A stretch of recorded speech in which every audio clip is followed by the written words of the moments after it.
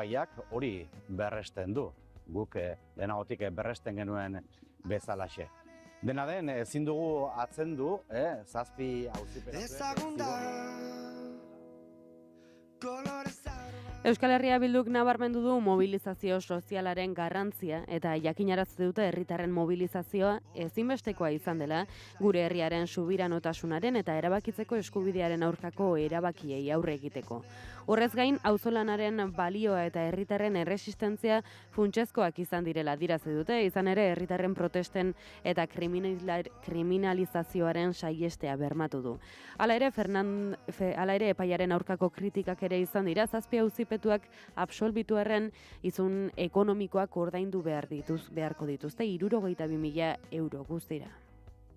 Ezin dugu atzendu, 7 auziperatuek zigorra jaso dutela, zigor ekonomikoa, isun eta kalte ordainen bidez, eta horrekin doike ez dugu bat egiten, epai justu bakarra absoluzioa delako. EH Bilduk Aroztegiko ugepak bertan bera uzteko eskatu du eta herriaren borondatea errespetatzea defendatu dute. Gatazkari konponbidea emateko aukera bakarra ugepa edo pesisa bertan bera uztea dago. Hortaz, EH Bildutik Nafarroko gobernuari exigitzen dio, behin betikoz, ugepa edo Aroztegiko pesisa bertan bera uztea.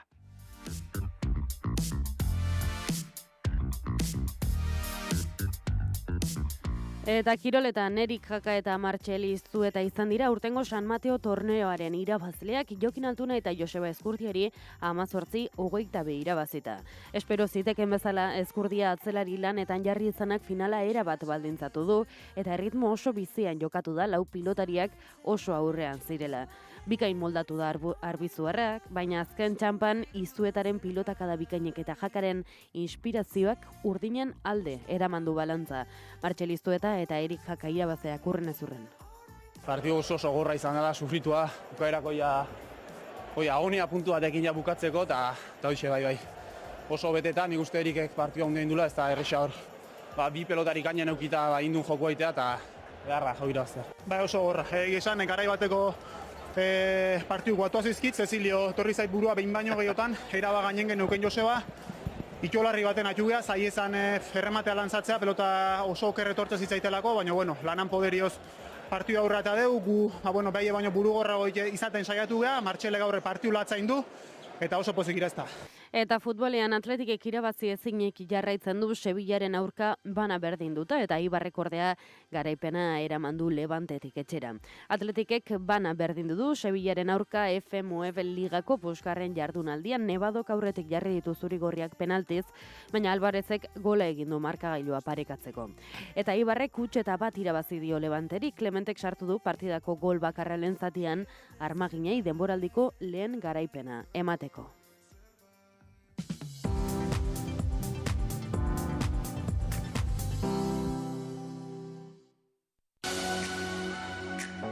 Arratsaleko 8 puntuan ditugu informazioaren ariaren 3. edizioan zaude. Arratsaldeon daizuela. Arratsaldeon entzule, ongi etorri naiz irratira. Ongi etorri entzule informazioaren ariaren 3. edizioan zaude amarratuta. Eguna amaitzerako gertatutako guztiaren errepaso hausnartua dakar informazioaren ariaren 3. edizioak.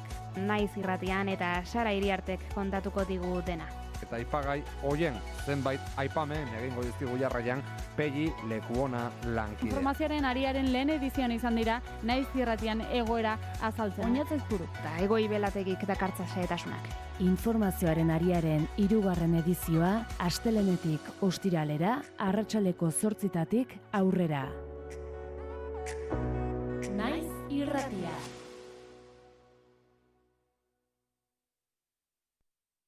Informazioaren aria.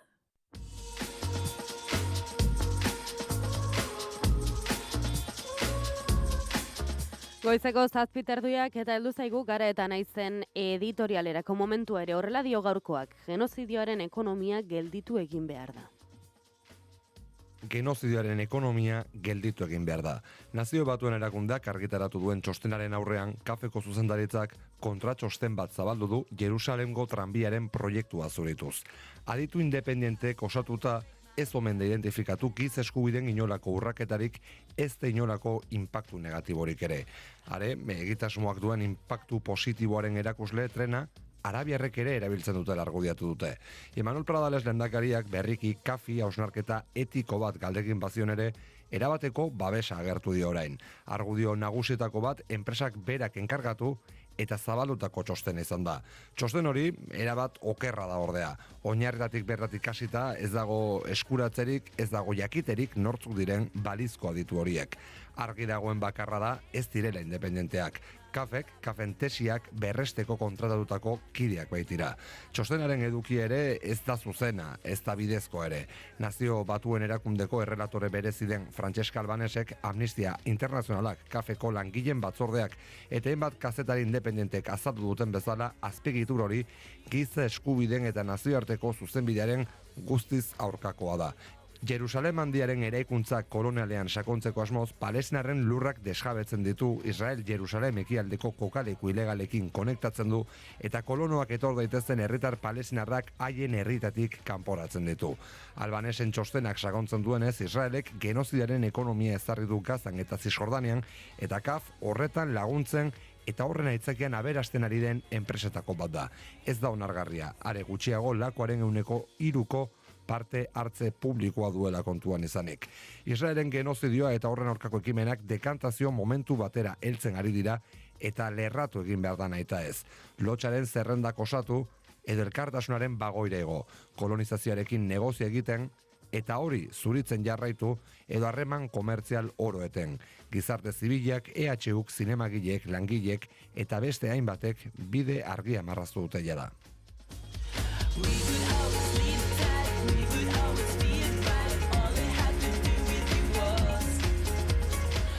Eta guazen gaurko azalen errepasoarekin. Etxetik hasiko gara egunero bezala gara egunkariaren gaurko azala errepasatzen. Gaurko titularrak hauxe dio. Trumpek espektatibak igo dituela Netanyahurekin bildu aurretik. Ameriketako Estatu Batuetako presidenteak zerbait berria iragarri du Israelgo lehen ministroari harrera egin bezperan. Bere akordio proposamen berriari heltzeko asmotan.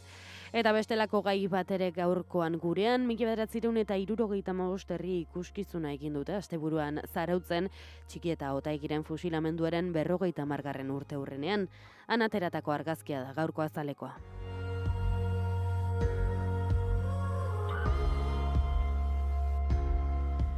Astelena izanik gaur ez dugu berriarik aurkituko saltokietan, beraz deia egunkarira egingo dugu salto. Argazkiak hartzen du, azala ia bere osotasunean, alderdi egunak eta eszenatokian Aitor Esteban. Deiak dio, Estebanek estatutu berri baterako dela.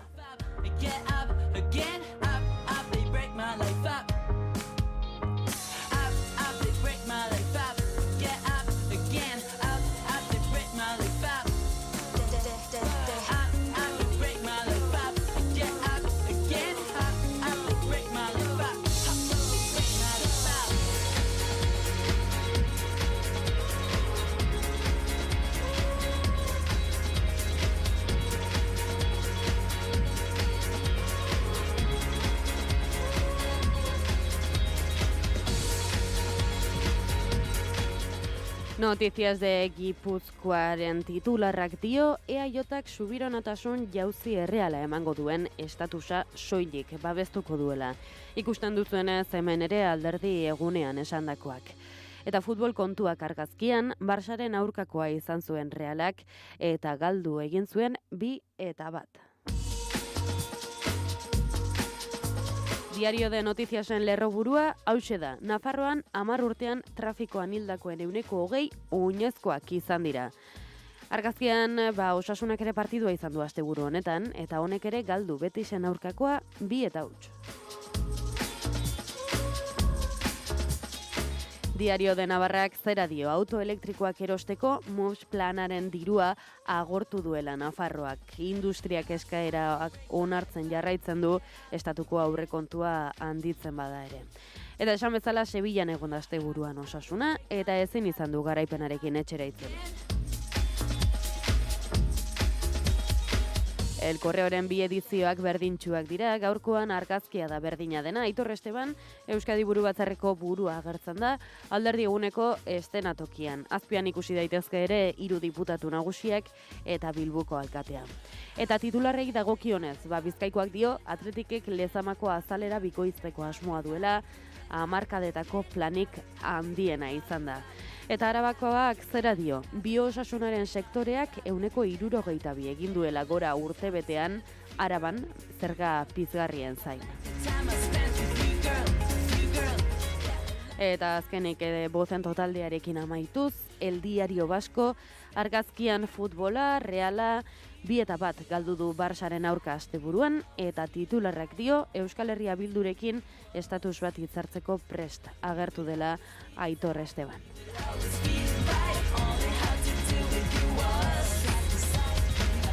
Goizeko 7:26 minutu, unaino gaurko azalen errepasoa. Informazioaren aria, naiz irratian. Naiz irratian, zure ahots mezuaren zain gaude. Hartu mugikorra, sartu WhatsAppen, grabatu eta bidali 644-632-99 zenbakira parte hartu ahal izateko.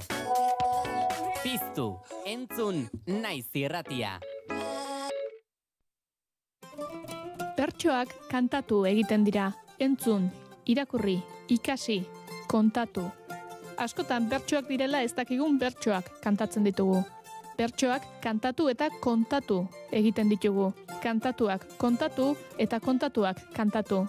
Bertso aukeraketak eskaintzea da gure asmoa. Igandero eguerdiko ordu 2etan, Eli Pagolak eta Andoni Errekondok gidatuta, kontatzera noazu, Naiz irratian.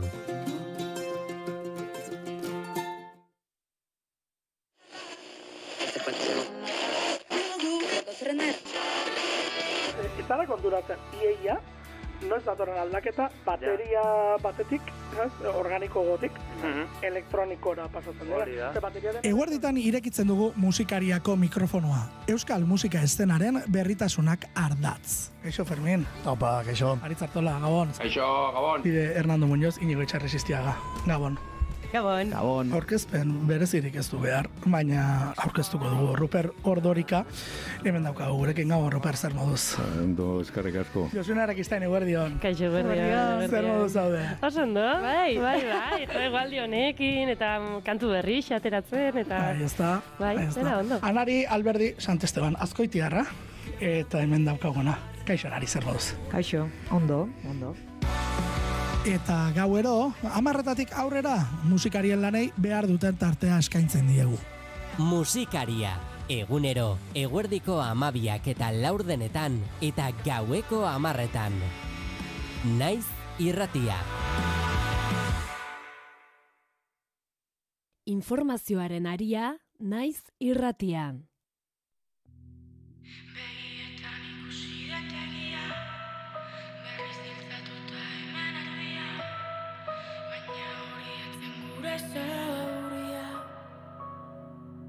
Zauria, enaiz hau esateko gai. Kanpoan deno gure zai. Mila bidere esan nizun, hemen ez da ezer orain. Eta ala ere, saiatzen naiz. Etorkizuna gure zai, da gure txai. Begietan ikusi detegia, berriz diltzatuta hemen erbia, baina hori ezin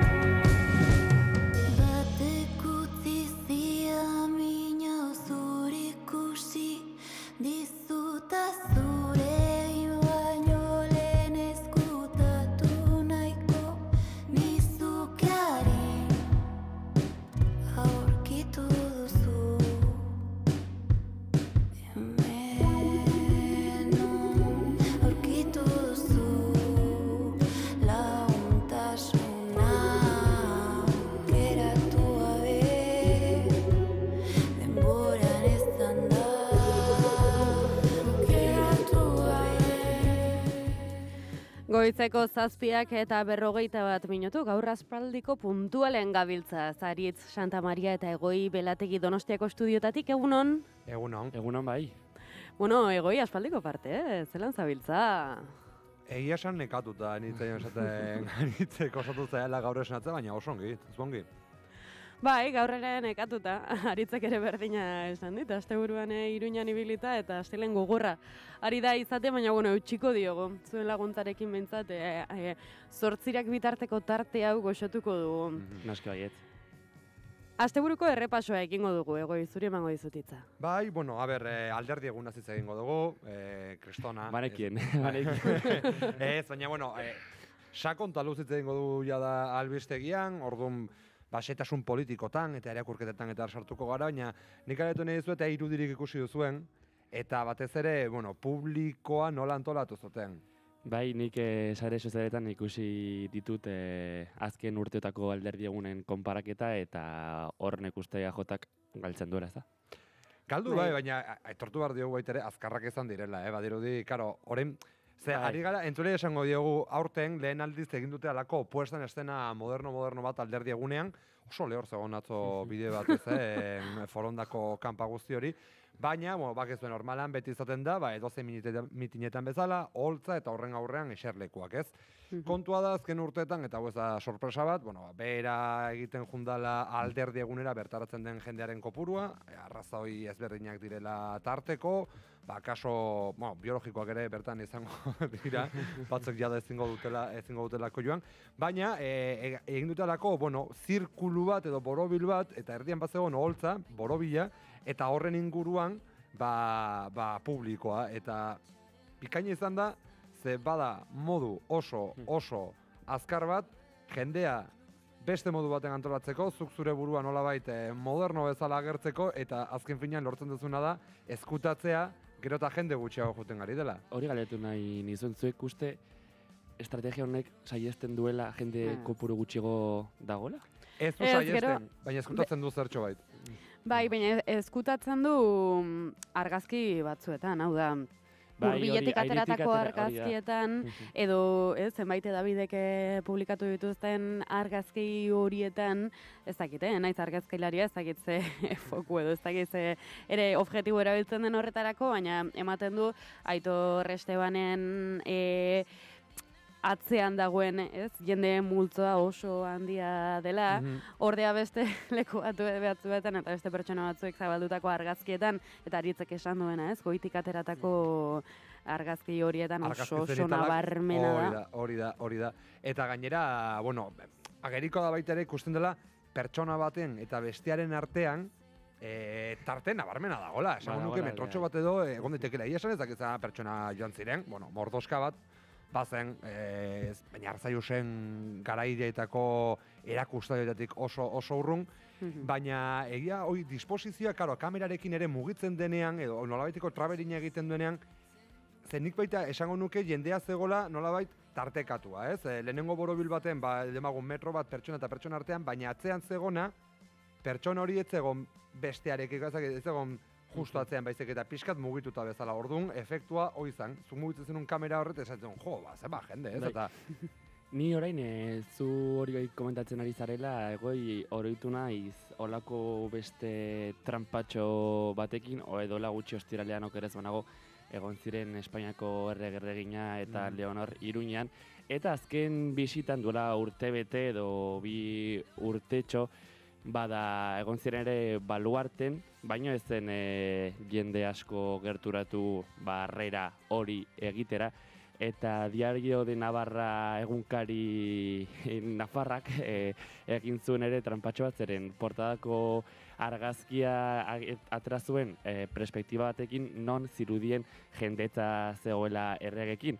Baina gero, saretan ere zabaldu zen beste argazki bat, eta bertan zeuden 20 pertsona gehienez, eta posolako estrategiak ere oso erabiltzen dituzte. Bai, horrek asko egiten dira, eta egia da, begira,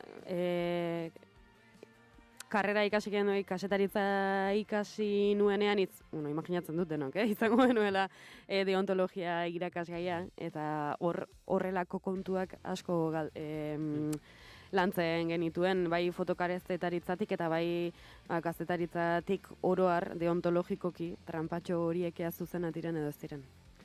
Bueno, denok egiten ditugula, Hori egia da. Eta gainarrietan badakigula, nola eginarazi 25 pertsona eduki dituen manifestazio txiki baten, batek iruditzea, ezagit, asko zede jende gehiago doletar, baina aizu aritze, probestuz aipatu zula borboia, horren inguruan ere galetunen nizun, zer moduz, ikusi duzu Leonor asteburuan? Ez dut aukera izan hezkuntzako txosnetan ikusteko. Akaso egon nintzen beste dagarran batean, baina... Egongo zen, egongo zen, seguro, bai. Jendea pagatzen, poteak pagatzen. Bai, agian GKS-ko kene egongo zen, etorregatik. Akaso. Agian. Ez genuen ikusi, ez da, Zaloa. Ez, nik ere nuen ikusi egia esan. Zuere Iruñan egon zara, Zaloa? Bai, hombre, noski. Bai, eta aurkitu nintzen Aritzekin, aurkitu nintzen Oinatzekin ere, Maite ere handik ikusi nuen, horre... Borboiarekin izan ezik? Beste guztiekin. Horrelakoetan izaten da, aurkitu nahi ez duzun jende guztia aurkitzen duzula, eta aurkitu nahi duzuna ez duzula aurkitzen, horrekin ez dut esan aurkitu nahi ez zintuztenik nahi, Argi iratu da dila. Hori, porque hori esan da, uler dezakegu zera langileak ikusi ez, baina borboiak ikusi bai, Zaloa. Ez. Inondik inora. Bueno, asteburuko beste kontu bat ere Aritzek aurkezpen bat egon delako. Bai. Asteburu honetan. Bada, Euskal Herriko lehenengo ardi moztaileen txapelketak egin dute Euskal Herrian, Euskal Ardi Moztatzaileen elkarteak antolatuta, eta bertan bada 42 ardi moztailek parte hartu dute, gizon zein emakume, eta 700 ardiri moztu diete ilea, hartaziz eta makinaz. Ez dakit azken aldian olako kirol berririk, bueno, igual nire kasuan, bada berria, baina ez dakit olakoak ikusi dituzen, eta galdetura dizuet ere, ea badakizuen nolakoa den txapelketa. Nork irabazten duen, zergatik, nola... Nik jakin badakit, hau Hego Ameriketan eta berezei kono surren eta bar oso zabaluta dagoen modalitatea, edo ezakit kirola den edo, baina nik Uruguain ezagotu nun. Por cierto, Euskal Herrira Uruguaitikan urtero asko etortzen direnak ardia hilea moztera eta hor, baina ez dakat ideiarik hemen nola antolatzen den txapelketa. Nik egia esan ideia askorik ez, baina egia da oso urruna ere ez zaidala egiten lekaition badago ardi moztaile bat, ipar, eta bere alabak ere. Esango nuke parte hartzen duela txapelketan, edo behintzate erakusketetan ibiltzen da bera ere. Ardi moztaile lanetan, beraz ez dakit, lekeition ere inoiz egin da horrelako erakustaldiren bat, orain txapelketa nolakoa den ez daukat ideia ere. Dena dela, Aritz 700 ardi aipatu dituzu, barbaridade bat iruditzen. Bai, nik ere albiste irakurri numenean, ez esan nuen, Jesus, badira ardiak. Eta danak ardiratxa dira edo... Ze, karo, hau baita ez da bakarrik moztea makinakin edo guraizekin, baizik eta pentsatzen dut artillaren arabera, egon da zailtasun gehiago edo gutxiago, latxa ardiaren kasuan, bakigu ez dela oso, ez dela munduko artillerik suabena, gogorra mozteko ezakit. Ez daukate erantzunik egoiekuz kanpo harrapatu nauzu astelen gizen honetan, dena den aipatuko dizuet, azkar egiteak ez duela irabaztea ziurtatzen. Izan zaitezkelako, lehenengoa makinakin amatatzen edo hartaziak uzten, baino horrek ez du, esan bezala, irabazten ziurtatzen. Akaso ardiaren aia ez dago txukun moztuta edo animaliak zauriren bate badu, horrek penalizazio bate eragingo du orduan, ardi moztatzaileen txapelketa batean irabazteko txukuntasuna eta bizkortasuna uztartzea da gakoa. Joa, begira, hori nabarmentzekoa nintzen, harrigarria dela nolako abiaduran egiten duten. Bai. Eta faktore estetikoak pixurik badu. Aleke, badago modalitateen bat egiten badioz. Hori da, moikano bat, edo, bai.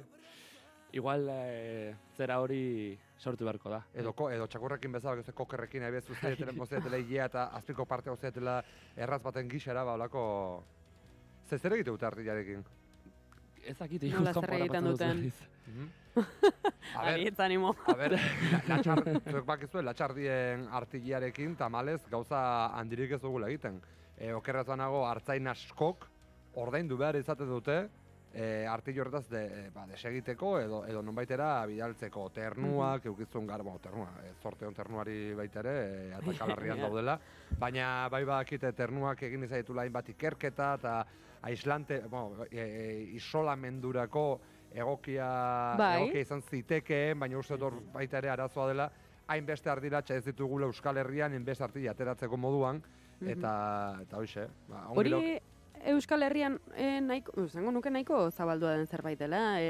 Lehen isolatzeko, etxeak isolatzeko, tartean jartzen zela ardilea.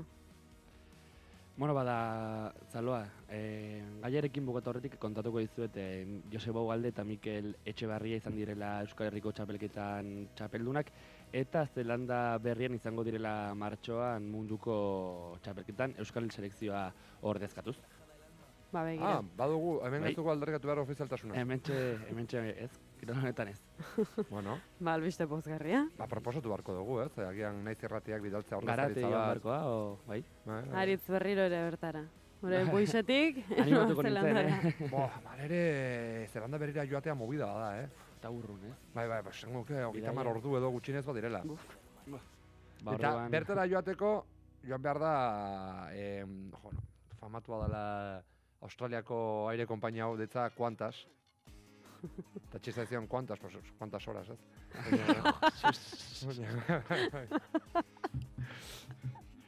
Bueno, negoziatu dezakegu. Aritz berriro ere bialtzea ara. 30 ordu dira ordu asko hegazkin batean egoteko, igual beste voluntariorik badago. Egoi baliko dugu. Ez, esan Zelanda berera joateak pereza pixate bate dita, beste toki batera gian bai. Baina oso urrun eta gero, ardiak guztera ez. Eta hueltan igual jaka bat dantzatzera edo kantatzera, ez dakit. Bueno, behin bertan egon da. Bai. Ozakit, jakak dantzatzen dira, zer da? Biak, ez? Edo antzesten. Bai. Goizeko 7 eta 53 minutu egin dugu. Asteburuko errepasoak gaur Iker ez zaigu etorri goizean goiz, baina utzi du grabatuta, esan beharrekoa, entzungo dugu. Egunon entzule, egunon ekipo, zer moduz, asteburu ondo joan alda. Bueno, gaur jazterena da, gaur ez da berremediorik, hori bai, asko pozik izango zarete, temperatura euskadiko delako goizean, eta ez ditulako 10 gradu egiten, 17 gradu markatzen ditu oraintxe, nire kasua mintzata kasua berotzen joango da. Bueno, niri hau itze gustatzen. Hori esan beharra dut. Temperatura gora bera bat beste, gaixotzen bukatzen dugu guztiok. Baina, bueno, San Miguel egunez betikoa bete da, San Miguel egunez, temperatura gora. Zerbaitegatik esaten da, zaio, unta txikia edo San Migueletako garaiari. Bueno, behin hori esan da, gaur kantu bat akarkizuet, estreinatzen ari gara, urriaren 3an ikusiko du argia bideoklipak eta kantuak eta, baina, bueno, guri aldiz aurretik bidealdi eta baimena mandigute, 4 haizetara zabaltzeko, hortaz Zizta Eterlantz, Komadu eta Mademoiselle elkarrekin dancehall kantu batean. Bueno, ikusi dugu olatu erreakzionario fascista beste behin asteburuan, badakigu udaleku hoien, Bernadoko udalekuen, gorabera guztiekin eta ikusi dugu erreakzio guztia, itzi gabe geratzen ari naiz eta buruak eztanda egin ditu baina goiagotan.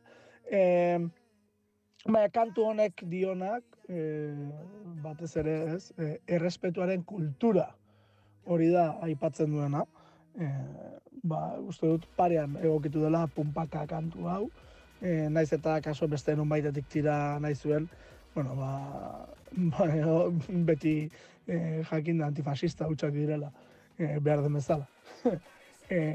Justo abesten duten guztiak eta kanta sortu dutenak, parean egokitu da bat bestearekin.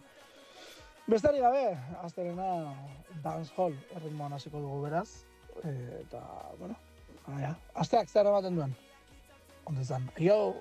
Auzoa piztu da danak batuta, dantzalanda Gogoa baduzu hurbildu gure jaira, dantzatokietan hau da gure maia. Lasai, eltzekotan garaiz, errezetatik iruzen da gai. Alai, norraterako zai, atzo ezen eguna gaur berriz bai. Igo volumena, nire inguruan onena, gora gure sormena, dantzatzen gora bera, iraupen lasterketa, banaka eta taldeka. Bueno, hitzik gabe geratu zaigu Ikerre, ez da ohiko zerbait. Ez da ohikoa, ez. Ez dakit hor, Goikortik segitzen duen. Bai, hemen nago, barkatu, hemen nago. Zera, mobilera begiratzen denuen, baina bai, hemen nago. Bueno, astelena hasteko kantu bizia behintzat, bai, gustuko duzu dancehalla? Neiz ez da Erlantz orokorren gustatzen zait, desente. Nik entzun beharko dut gehi pixkat.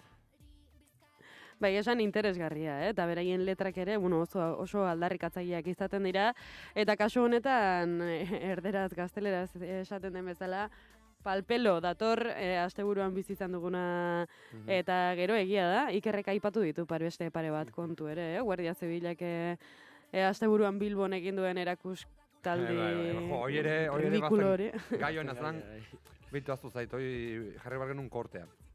Bai, esan? Ez, Guardia Zibilaren, baina euskaraz. Bai. Ta ez dakit horren alde nagoen, edo ez. A ber, euskarak behar ditu espazio guztiak okupatu, baina kasunetan ez dakit.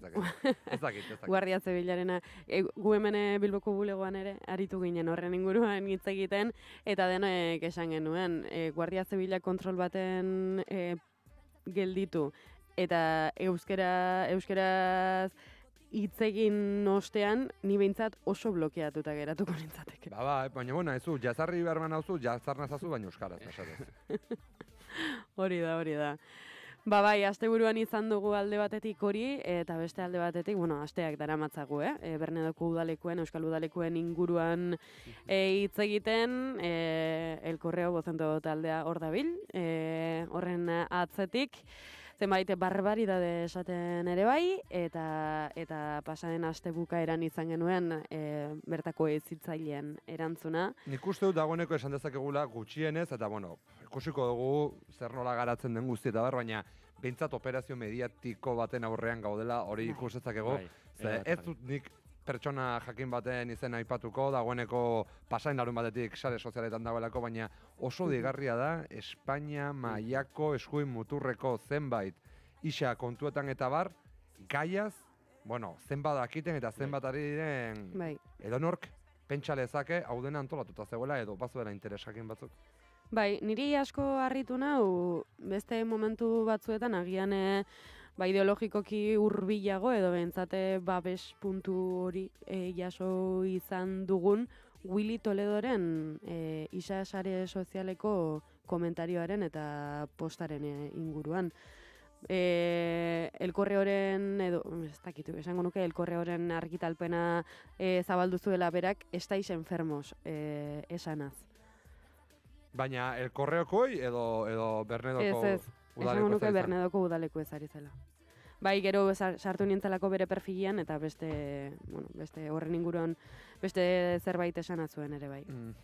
Nik gertatzen dena da, bueno, nahiko berandu, aitortuko izan, nahiko berandu entatu nintzala gai guztionetaz. Hala ere, egin diren salaketatako batzuk edo lekukotasun batzuk ere, gogorra diezakit, honek sokaluza ekarriko du, baina nik uste dut argi dagoena da zenbait ari direla honen erabilera interesatu bat egiten. Bai, guztiz. Eta hori ere azpimarratzekoa, Goizeko 8 heldu zaizkigu, hemen utzi behar dugu, aste ona izan eta animo astelenarekin. Aio.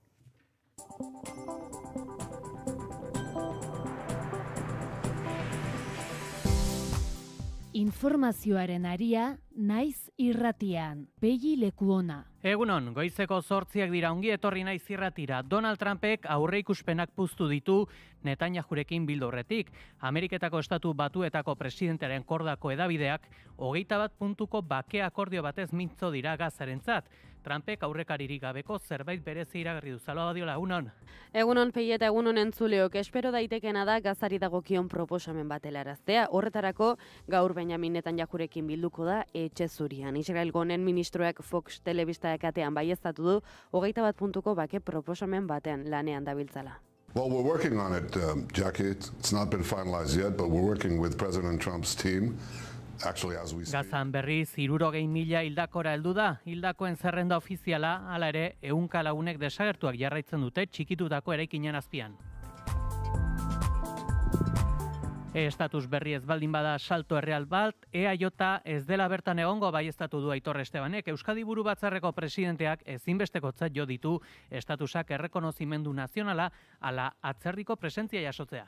Pero vamos a intentarlo, aunque quiero hablar claro, ya sabéis que no me gusta andar con rodeos. Si el nuevo estatus no supone un salto real en reconocimiento nacional, arbitraje y presencia exterior, el PNV no estará allí.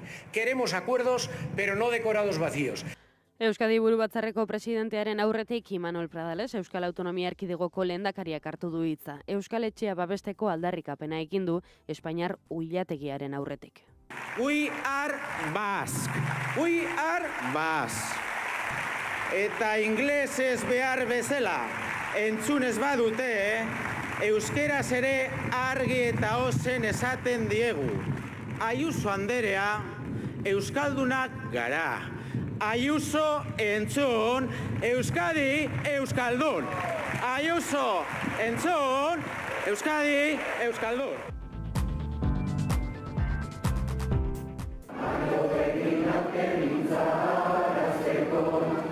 Hauek ere igandeko beste oihuak ere badira izan ere, Zarauzko kaletan barna badira 6 geldialdi Juan Paredes txiki hobeki ezagutu nahi duenarentzat. Geltoki hauek hartuta, haren fusilamenduaren biharramunetik 50 urte igarota, 1975 ikuskizun ibiltaria ondu dute zarauztarrek. Geldialdi bakoitzean txikiren uneiakin bat antzestu dute. Bidean zehar audio batzuk entzun dira, bera eta bere garaia ezagutu zutenen istorioak ofa hotsez. Jendetza bildu da ia 2 orduko ikuskizunean. Recuerdo que después de sacarle de la cárcel recorrimos toda una avenida tremenda que ahí está. Eta igande honetan ere talde antifasisten seniden eta lagunen aitortza jaso du propioki Juan Paredes txikik Bartzelonako Kolserolako hilerrian exekutatu zuten lekuan.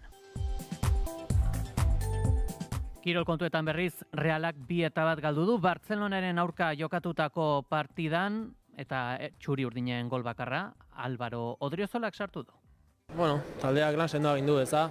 Pena bat azkenean betxera punturik ez eramatea, baina, bueno, honetan jarraitzen badugu. Hauxe da, Ian Muñozen balantzea, Osasunak ere, albiste txarrak, asteburu honetan, 2-1 galdu duelako Betisen aurka, hain zuzen, Abderen eta Kutxoren golen ondorioz, Nafarrak garaipenik gabe jarraitzen dute, 3. jardunaldiez jarraian. Torro entzungo dugu. Sí, somos conscientes de que hoy hemos hecho el peor partido de la temporada y estamos bastante dolidos porque... Eta F Ligan berriz Atletikek irabazi ezinik jarraitzen du Sevillaren aurka bana berdinduta, Eibarrek berriz garaipena eraman du Levantetik etxera. Eguraldia eta trafikoa naiz irratian. Errepidetan bada nabarmentzekorik, Zalba? Aparteko arazorik ez errepidetan pegi. Eguraldiaren nondik norako guztiak, Ikerri Berluzeak. Motelantzeko eguraldia izango dugu asteari ekiteko. Goizean Kantabriar isurialdean hodei dezente agertuko da, zerua nahiko zikin egongo da eta ez da baztertzen uneren batean euri pixka bat egitea, hala ere orokorran ateri utzuko dio. Alditzeko isurialdean hodeiak eta ostarteak eta eguraldia atsegina nagusituko dira. Arratsaldeko lehen orduetan litekeena da, mendikontraren batean Kantabriar isurialdean euri pixka bat egitea, hodeitza trinkoxeago izango delako. Ego isurialdean hodeiak eta ostarteak izango dira eta giro lasaiak jarraipena izango du. Gau partean gainera lurralde osoan zerua garbiago geratuko da.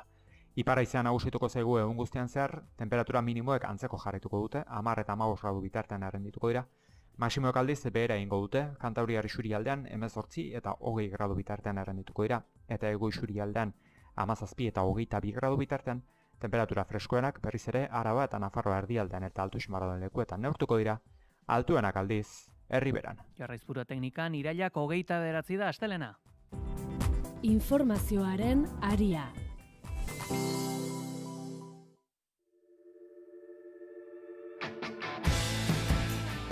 Estatus berriaz baldin bada salto erreal bat, EAJ ez dela bertan egongo baieztatu du Aitor Estebanek. Geroz eta parte hartze baxuagoa duen alderdi egun batean, Euskadi Buru Batzarreko presidenteak ezinbestekotza jo du estatusak errekonozimendu nazionala ala atzerriko presentzia jasotzea. Halaber, EAJak abenduan aldatuko ditu alderdiaren estatutuak. EAJak formatu berri aurkeztu du 2025 urteko alderdi egunarentzat. Alderdiko 350 kargu jasotzen zituen eszenatokia soilik izlarientzako lekua zuen eszenatoki biribil batengatik ordezkatu dute. Bertaratuen esarlekuek izlaria inguratu dute. Bertaratuen kopurua beste urteretakoa baino apalagoa izan da eta gurren adibide 22 txosna zeudela 2009 urtean 35 ziren. Jardunaldiko mezurik esanguratsuena Aitor Estebanek eskaini du. Euskal Herria Bildurekiko kritikoa izan arren, estatus politikoak suposa dezakeen saltoan adostasuna egon daitekeela iragarri du. ¿Podemos ponernos de acuerdo en algo? Bueno, quizá en un salto estatutario hacia un nuevo estatus político. Vamos a verlo, vamos a verlo. El PNV no va a escatimar esfuerzos en ello. Eskaera zehatzak burutu ditu etorkizuneko estatus politikoarentzat, horien artean daude errekonozimendu nazionala ala atzerriko presentzia. Pero vamos a intentarlo, aunque quiero hablar claro, ya sabéis que no me gusta andar con rodeos. Si el nuevo estatus no supone un salto real en reconocimiento nacional, arbitraje y presencia exterior, el PNV no estará allí. Queremos acuerdos, pero no decorados vacíos. Alderdiari dagokionez, Estebanek abendurako estatutu aldaketa iragarri du, helburutzat jo du egitura arintzea eta gaur egungo garaietara egokitza. Ildo honetan, militantziaren aktibazioa eskatu du. Hagamos que este país sienta la épica de un nuevo tiempo de esperanza que nos reúna a todos. Euskadi no necesita salvadores, necesita compromiso colectivo y empieza por cada una y uno de nosotros. Vosotras, nosotros, aurrera. Euskadi Buru Batzarreko presidentearen aurretik Imanol Pradales Euskal Autonomia Erkidegoko lehendakariak hartu du hitza. Euskal Etxea babesteko aldarrikapena egin du Espainiar oilotegiaren aurretik. We are Basque. We are Basque. Eta inglesez behar bezala, entzunez badute, euskeraz ere argi eta ozen esaten diegu. Ayuso anderea, euskaldunak gara. Ayuso entzun, Euskadi euskaldun. Ayuso entzun. Lehentasunezko helburutzat jo ditu etxebizitza eta euskal autogobernua indartzea. Ez dugu onartuko inork, gure autogobernuarekin eta gure herriaren etorkizunarekin jolastea. Jolasak parkean. Guk ez dugu utxik egingo, hitza ematen dizue. Jardunaldeko lehen izlaria Egiko Iraia Pinedo izan da. GKS Ernai ala eskuin muturreko mugimenduek diskurtso hutsalak dituztela salatu du. GKSek Ernaik eta eskuineko muturreko mugimenduek diskurtso hutsez betetzen dituzte plazak. Behar da, egin behar da, behin eta berriz errepikatuz. Baina ez duzue ezer egiten. Euskadi ez da oihu hutzen gainean eraikitzen. Ez da kale borroken bidez indartzen. Historio gutxiago eta proposamen gehiago. Arlo politikoaren bestelako zita gaurkoan ere Madrilen izango dugu. Koldo auziari buruz galdetuko diotelako Txibiteri senatuan gaur.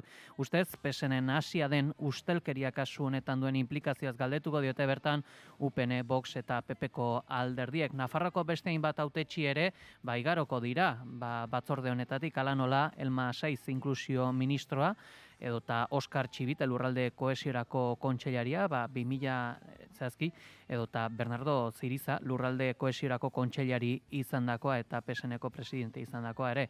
Ziur aski belateko tunelak eraikitzeko lanei buruz ere galdetuko diote, hori bai, esango dugu sumario judizialak ez duela belateko tunelen afera aintzat hartu. Eta Gipuzkoan, aurrekontuetan EH Bildu ala PPren artean hautatzeko eskaria egin du Maialen Iriartek, biderik gabe erdian gelditzeak inora ez daramala gaitzetsi du. EH Bilduren Gipuzkoako batzar nagusietako eredunak kezka sentitzen du EAJarentzat berdin duelako alderdi independentistak ala PPek. Eta kezkaz ikusten dugu PNVek eta PSek berdin eskua luzatzea Euskal Herria Bilduri edo Partido Popularrari. Partido Popularra sartu zuten aritmetika horretan Gipuzkoa gobernatzeko eta akatsa izan zen eta anomalia bat izan zen eta horrela izaten jarraitzen du. Salbuespen garaiei erantzun berritzaileek eskainiko dien neurriak eskatu ditu. Erabaki egin behar dute, norekin negoziatu nahi duten. etxe bizitza negozio huts bezala ikusten dutenekin, edo etxe bizitza eskubide bat dela pentsatzen dugunekin. Negoziatu nahi duten euskara ajola etzaienekin edo euskara bizi berritzeko lan egiten. Eta raparadan erantzun du EAJak jeltzalek diote ez dutela itxaropena galtzen, baina ez dutela konfiantza handirik EH Bilduren hitzetan. Mario Eugeni Arrizabalaga. Eta pentsa daiteke nolabaiteko akordio eskaintza bat egiten ari dela, baina ez ote dai orain ere EH Bildu betiko ezezkoa prestatzen. Eusko Alderdi Jeltzalea beti egonda eta noski dago akordiorako prest. Hori horrela da. Baina akordiorako prest, akordioetarako Informazioaren aria. Goizeko 8:11 Donald Trumpek orain artean iragarri gabeko zerbait aurkeztuko du Netanyahurekin bildu ostean, zerbait berezia ala aurrekaririk gabea, hitz hauek baliatu ditu magnateak. Sare sozialean ekialde hurbilari buruzko mezu argitaratu du Trumpek. Ameriketako Estatu Batuetako presidenteak dio, ekialde hurbilean handitasunerako benetako aukera dagoela, lortuko dutela eta dena prest dagoela, aurreikusi gabea dagoen berezia izango den zerbaitentzat. Ez da bestelako zehaztapenik egon. Espero daitekena da Gazari dagokion proposamen batela eraztea. Horretarako gaur Benjamin Netanyahurekin bilduko da etxe zurian eta hain zuzen Israelgo lehen ministroak Fox Telebista kateari baieztatu dio 21 puntuko bake proposamen batean dabiltzala lanean. Well, we're working on it, Jackie. It's not been finalized yet, but we're working with President Trump's team, actually as we speak, and I hope we can make it a go. Trumpek ez du iragarpenik egin, baina asteburuan akordioari buruzko xehetasunak argitaratu dituzte. Ostiralean, Ameriketako Estatu Batuetako presidentean akordioa gertu zegoela esan zuen, Hamasek hau gezurtatu arren. I think we're close to getting some kind of a deal done. Yeah, we want to get the hostages back. I have to get the hostages back. We're the ones that got the hostages, all of them that we have now, but Bain zuzen, Gazan 76.000 hildakora heldu da, hildakoen zerrenda ofiziala, hori bai, ehunka lagunek desagertuak jarraitzen dute, txikitutako eraikinen hondakinen artean. Osasun Ministerioak 79 hildako erregistratu ditu azken 24 orduetan, aurretik hilda egon zitezken hondakinen artean bildutako gorpuak barne.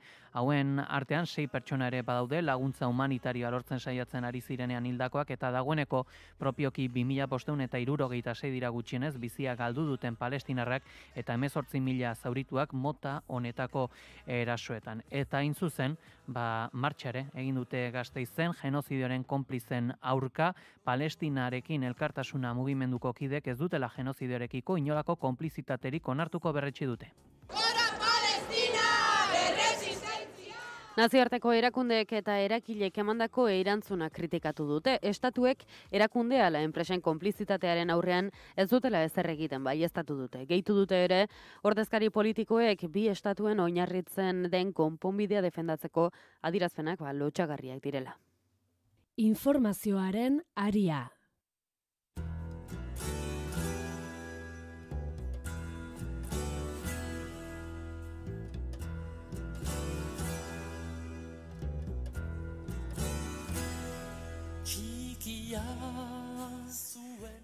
Talde antifasisten seniden eta lagunen aitortza jaso du Juan Paredes Txikik Bartzelonako Kolserolako hilerrian exekutatu zuten lekuan. Pasaden larun batean, irailaren 27an 50 urte betetziren Angel Otaegi, Juan Paredes Txikietako kideak eta Frap erakundeko 3 kide fusilatu zituztenetik. Madrilen fusilatu zituzten azken hauek Burgosen Otaegi eta Txiki berriz Zerdanjola del Valles herriko Kolserolako hilerrian Bartzelonatik gertu. Igande honetan oinezko martxa egin zen Zerdanjola del Valleseko udaletxe plazaren eta Kolserolako hilerriaren artean fusilatu zuten Euskal militantea omentzeko.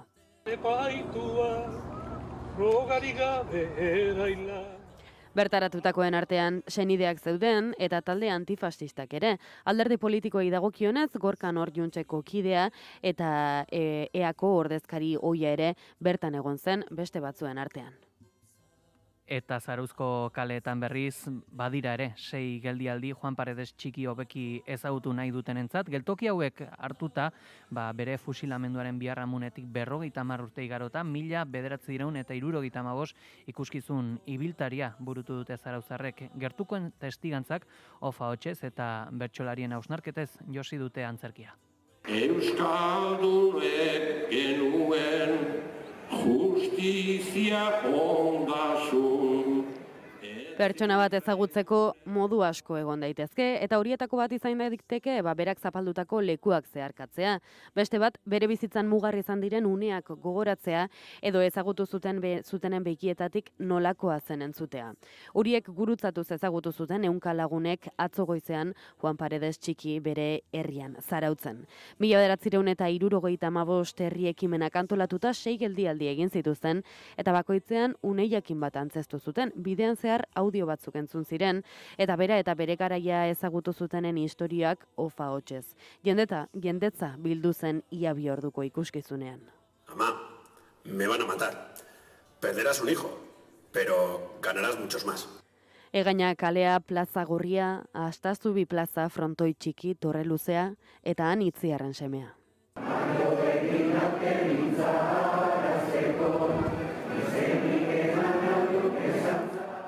Guardia Zibilaren kuartela izandakoan plaka bat jarri zuten. Hemen torturatu zituzten Itziarren semea eta beste 11 herritar.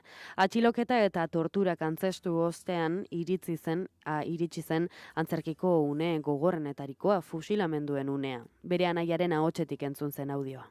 Recuerdo que después de sacarle de la cárcel recorrimos toda una avenida tremenda que hay hasta Sarrayola, con un montón de furgones policiales detrás.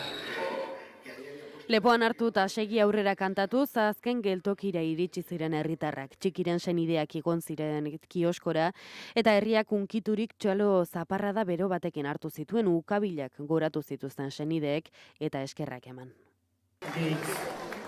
Aipatu nahiko nituzke, eta bat da rotasuna, zeharro gaude, bai familiarrak eta bai herri guztia guie anaietaz, eta bigarrena maitasuna. Herrien handik, familia jaso deu maitasuna, zue ganoi, nire esker benetan.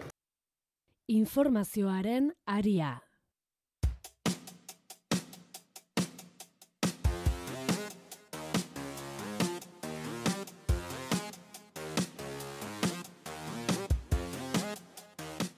Aroztegiko auzipetuak talde kriminal akusazioaren aurrean aske gelditu izanak desobedientzia ez dela delitua frogatzen duela esan du EH Bilduk, alare epai justu bakarra absoluzioa dela ere uste dute. Dudik gabe berri pozgarri da, talde kriminalaren akusazioa bertan bera gelditu izana. Hau ere, neurri handi batean herritarren borrokari esker izan da. EH Bildu nabarmendu du mobilizazio sozialaren garrantzia eta jakinarazi dute herritarren mobilizazio ezinbestekoa izan dela, herriaren subiranotasunaren eta erabakitzeko eskubidearen aurkako erabakiei aurre egiteko. Hain zuzen honetaz gain, auzolanaren balio eta herritarren erresistentzia funtsezkoak izan direla ere azaldu dute, izan ere herritarren protesten eta kriminalizazioaren saiestea ere bermatu delako. Hala ere, epaiaren aurkako kritikak ere izan ditu, EH Bilduk 7 auzipetuk absolbituak gelditu arren isun ekonomikoak ordaindu beharko dituzte guztira 62.000 euro. Dena den, ezin dugu atzendu, 7 auziperatuek zigorra jaso dutela, zigor ekonomikoa, isun eta kalte ordainen bidez, eta horrekin doike, ez dugu bat egiten, epai justu bakarra absoluzioa delako. Fernando Ambustegi, EH Bilduko Baztango alkateak gogora ekarri du ere, Aroztegiko ugepa bertan bera utzi beharra dagoela, eta herriaren borondatea respetatu. Gatazkari konponbidea emateko aukera bakarra, ugepa edo pesisa bertan bera uztea dago. Hortaz, EH Bildutik Nafarroko gobernuari exigitzen dio, behin betikoz, ugepa edo Aroztegiko pesisa bertan bera uztea. Goizeko 8:08 nazioartera begirare jarri beharra dugu, izan ere Irlandako bake prozesuan pisu handia izan zuen Martin Manserk zendu da 78 urterekin. Ostiral Santuko akordioaren negoziaketan duen papera nabarmendu dute Belfast eta Dublinen. Fianna Fáil kontserbadoreko kide zen arren, sektore aurrerakoi eta errepublikanoarekin akordioetara heltzeko gai izan zen, bakearen alde. Goibelategi, egunon? Egunon, Pei, egunon entzule guztiak. Irlandako erti edabideak jakitera eman duenez, Manserk pasaden ostiralean zendu zen, Mendebaldeko Saharan, erretiratutako beste hautetsi irlandar batzuekin bidai batean zegoenean. Manserk senatari izan zen zentro-eskuineko Fianna Fáil alderdiaren izenean 2002-tik 2007 eta diputatua berriz 2007-tik 2011. Dublingo gobernuaren parte izan zen ere herri lanen arloan. Baina batez ere Ostiral Santuko akordioaren negoziazioan izandako paperagatik nabarmendu da Manserken izena. It's a huge loss. He also was a TD, Senator, Minister for State. Very few people. Bakegintzan eta Irlandako politikan jokatu zuen papera goraipatu du publikoki azken orduetan Michael Martin Irlandako Errepublikako lehen ministroak. Martinek baieztatu du negoziazioen hasieran Manserk hainbat alderdirekin izandako bilera sekretuek balio izan zutela bake prozesuari bideman eta konfidantzazko giro bat sortzeko. Uartean bakea lortzein egindako lanagatik Manserk beti ohoratua izango dela nabarmendu du Irlandako lehen ministroak. Jerry Adams, Sinn Féin alderdi errepublikanoko lider historikoak Manserken garrantzia berretsi du sektore katoliko eta irlandarrak bakearekin konprometitzea lortu zuen eta. Michel O'Neill Irlandako iparraldeko lehen ministro errepublikarrak eta Mary Lou MacDonald Sinn Féineko Irlandako buruak hauek ere Martin Manserkek egindako ekarpena errekonozitu dute publikoki. Eta gutxienez pertsona bat hil eta 10 zauritu dira Ameriketako estatu batuetan, Michigan estatuko Grand Blanc hiriko eliza mormoi batean izandako tiroketan. Hala da bai, Grand Blanc hiriko polizia departamentuaren arabera zaurituetako 2 egoera kritikoan daude uneotan, iturri berberak erasotzailearen heriotza baieztatu du. Esan bezala tiroketa hau mormoi komunitatearen elizetako batean eman da, elizak berak su hartu zuela azaldu du poliziak, baina suhiltzaileek kontrolpean zutela egoera. Michigan estatuko gobernuak erasoa salatu du eta edozein indarkeria onartezina dela dio. PAS alderdi europartzaleak irabazi ditu hauteskundeak Moldavian uste baino tarte handia horekin eta badirudi kanpo babesi gabe agintzeko adina botere izango duela. Inkestek ziotenaren aurka garaipen eztabaidezina lortu du Europako Batasunarekin harremanak estutu nahi dituen PAS ekintza eta elkartasunaren alderdiak. Reuters albiste agentziak zabaldutako datuen arabera, botoen eguneko 89 baino gehiago zenbatuta PAS alderdiak botoen eguneko 59,89 bildu ditu. Oso urrun gelditu da Errusia zale den bloke patriotikoa botoen eguneko 24,28rekin. Iturri berberak dionez, bloke alternatibo Europa zalea 3. postuan gelditu da botoen eguneko 8 jasota eta 4. postuan berriz Demokrazia etxean izeneko alderdi populista botoen 6,2rekin kasu honetan. Moldaviako hauteskunde batzordeak gaur bertan emaitzak baieztatuko dituen agerraldi berezi bat egite espero da, baina une honetan badirudi PAS alderdi ofizialistak bakarrik agindu halko duela. And despite the massive interference of Russia, will decide for themselves. Hauteskunde hauek desagonkortzeko Errusiak egindako saiakerak gorabera Moldaviarrek mendebalderantz begiratzen jarraitu nahi dutela esan zuen atzo Maia Sandu lehen ministro eta PAS alderdiko zerrendaburuak. Izan ere, hauek ez dira edonolako hauteskundeak izan Moldavian, 30 urtez, pendulu baten gisara ibili da Europa eta Errusia artean, eta hauteskunde honen emaitzek balantza alde batera edo bestera eramango zutela espero zen. Badirudi, Bruselarekin lerratzaren aldeko jarrera argia dela uneotan eta datozen urtetan gutxienez, Moskuren orbitatik aldenduko dela txisinau. Hori bai ikusi beharko da, nola eragiten dion emaitzonek gobernuak Transnistria eskualdearekin dituen harremanei Errusia zalen kontrolpean baitago hau. Era berean, gogor ekarriko dugu, 1000 soldadu inguru dituela Errusiak oraindik ere eskualde horretan pegi. Ba, guzti hauekin gelditzen gara, eskerrik asko gai. Gero arte.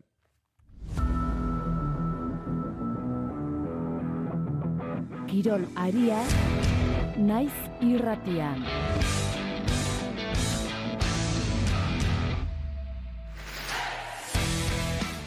Realak 2-1 galdu du Bartzelonaren aurka jokatutako partidua, markagailuan aurretik joan ostean Álvaro Odriozolak sartutako gol bati esker. Aritz Santa Maria, egunon. Egunon Pegi, egunon entzule, punturi gabe, baina indartuta irten da Reala Montjukeko Olimpiar estaiotik. Txuri urdinek ez dute ondo hasi denboraldia, baina gaur partida ona egin dute Legako Oiarretako baten aurka, eta gutxi falta izan zaie sari eta guzti itzultzeko. Markagailuan aurre hartu dute lehen zatian ez usteko kolegi bati esker, Álvaro Odriozolari esker hain zuzen ere. Gero, Koundek eta Lewandowskik eman diote garaipena Bartzelonari. Bueno, taldeak lan sendoa egin du, eza. Pena bat azkenean betxera punturik ez eramatea, baina, bueno, honetan jarraitzen badugu seguraski puntu asko lortuko ditugula. Aurrera jarraitu dugu partio osoan zehar, bukaera artean ematen, eta, bueno, taldeak dena utzi du zelaian. Osasunak ere 2-0 galdu du, Betisen aurka igande honetan, Kartujan, Abderen eta Kutxoren golen ondorioz, talde nafarrak garaipenik gabe jarraitzen du 3. jardunaldiz jarraian.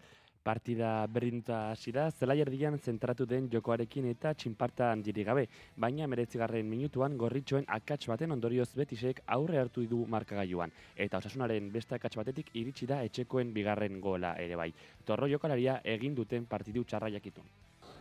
Sí, somos conscientes de que hoy hemos hecho el peor partido de la temporada y estamos bastante dolidos porque no hemos dado buena imagen. Desde el principio hemos cometido varios errores que nos han penalizado contra estos equipos que tienen tanto potencial. Pues si les regalas lo mínimo al final te hace mucho daño y luego tampoco hemos sabido cómo meterles mano y la verdad que ha sido un partido bastante malo.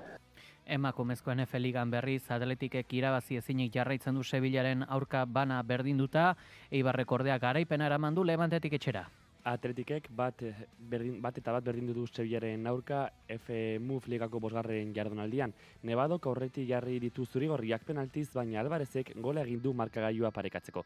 Eibarrek 0-1 irabazi dio Levanteri. Clementek sartu du partidako gol bakarra lehen zatian armaginei demoraldiko lehen garaipena ematean. Txirrindularitza kontuetan berriz, Tadej Pogačar esloveniarrak bere nagusitasuna erakutsi du berriro ere Ruandako munduko txapelketan eta bigarren aldiz irabazi du maillote, hortzadarrezko maillota. Esloveniarrak 6 ordu 21 minutu eta 20 segundu behar izan ditu proba amaitzeko batez beste 42 kilometro orduko abiaduran. Minutu bat eta 28 segundura elmugaratu da bigarren sailkatua Renko Ebenepul Belagiarra. 3. berriz Ben Heli Irlandarra elmugaratu da 2 minutu eta 16 segundura. Eta txirrindularitza kontuetan beste oroitarazpen txiki bat egin beharra dugu, izan ere, helduen urriak 4ean Giro del Emilia ospatuko da Bolonian, eta bertan Israel Premier Tech taldeak ez du parte hartuko. Hain zuzen, txirrindularitza froga honen presidenteak esan du, erabakia hartu egin dutela poliziarekin kontsultatu ostean, eta dagoeneko talde israeldarrari erabakia jakinarazi zaiola. Hau aipatu ostean ere, pilota bera ere aipatu berra dugu, izan ere Erik Jaka eta Martxel Iztueta dira aurtengo San Mateo torneoaren irabazleak, Jokin Altuna eta Joseba Ezkurdiari 18-22 irabazita. Espero zitekeen bezala Ezkurdia atzerari lanetan jarri izanak finala erabat baldintzatu du eta erritmo oso bizian jokatu da. 4 pilotariak oso aurrean zirela. Bikain molatu da Arbizuarra, baina azken txampan Iztuetaren pilotakada bikainek eta Jakaren inspirazioak urdinen alde eramandu balantza. Martxel Iztueta eta Erik Jaka irabazleak urrenez urren. Partidu oso gogorra izan da, sufritua, bukaerako agonia puntu batekin bukatzeko, eta hoxe bai. Oso betetan, nik uste Erikek partidua hunde indula, ez da erresa hor. Bi pelotari gainen eukita indun joko aitea, eta beharra jau irabaztea. Oso gogorra, esan, garai bateko partidu guatu azizkit, Cecilio torri zait burua behin baino gehiotan, eraba gainen geneuken Joseba, itxolarri baten atxugea, zai ezan errematea lantzatzea, pelota oso okerretortze zitzaitelako, baina lanan poderioz partidu aurra eta deu, gu behi baino buru gorra izaten saiatu geha, Martxele gaurre partidu latzain du, eta oso pozik irazta. Kirol kontu guzti hauekin aditzen gara. Eskerrik asko Aritz. Gero arte.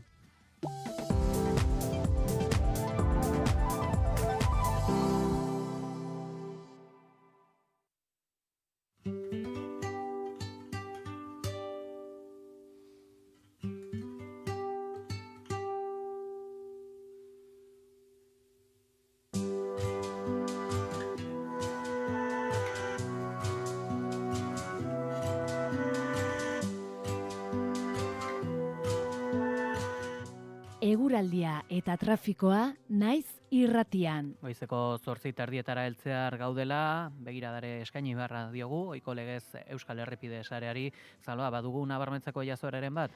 Baditugu pare bat kontupegi, bi ibilgailuren arteko istripua egon da, 8 errepidean, 123. kilometroan Barakaldon, Donostiako norantzan errei bat itxita dago, eta 5 kilometrotako autopilaketak daude momentu honetan. Eta bestalde, bidelanak direla eta N121A errepidea, 69-63 kilometroen artean Irunen itxita egongo da norantzabietan, eta desbideratzea G3-4-5 errepidetik. Adibili, puntu haietatik igaro berri izanez gero, eguraldiari dagokionez, probestu beharreko egunak izango dira astapeneko balen egun hauek, temperaturak epelak izango dira, eta asteak aurrera eginala, eguraldiak okertzera joko du. Une honetan esango dugu, esaterako Donostia, Bilbo, Gasteiz, Iruña, edota Donibane, Garazi eta Baionan, eguraldia nahiko lainotua daukagula. Eguzkia soilik une honetan maulen dugu. Eta temperaturai dagokionez, hiribururik freskoena, une honetan Gasteiz da, 12 gradurekin, honen atzetik datoz, Bilbo, Iruña, Donibane, Garazi edota Maule, 15 gradurekin, eta temperatura altuagoak dauzkagu, kostaldean, Baiona, ala Donostian, zehazki, 17 eta 18 gradu dauzkagu, urrenez urren. Eguraldiaren nondik norako guztiak, Iker Ribarluzeak. Motelantzeko eguraldia izango dugu asteari ekiteko. Goizean, Kantabriar isurialdean hodei dezente agertuko da, zerua nahiko zikina egongo da, eta ez da baztertzen uneren batean euri pixka bat egitea, hala ere orokorran ateri utzuko dio. Alditzeko isurialdean hodeiak eta ostarteak eta eguraldia atsegina nagusituko dira. Arratsaldeko lehen orduetan litekeena da, mendi kontraren batean, Kantabriar isurialdean euri pixka bat egitea, hodeitza trinkoxeago izango delako, ego isurialdean hodeiak eta ostarteak izango dira eta giro lasaiak jarraipena izango du. Gau partean gainera lurralde osoan zerua garbiago geratuko da. Ipar haizean nagusituko zaigu egun guztian zehar, temperatura minimoek antzeko jarraituko dute, 10 eta 15 gradu bitartean errendituko dira.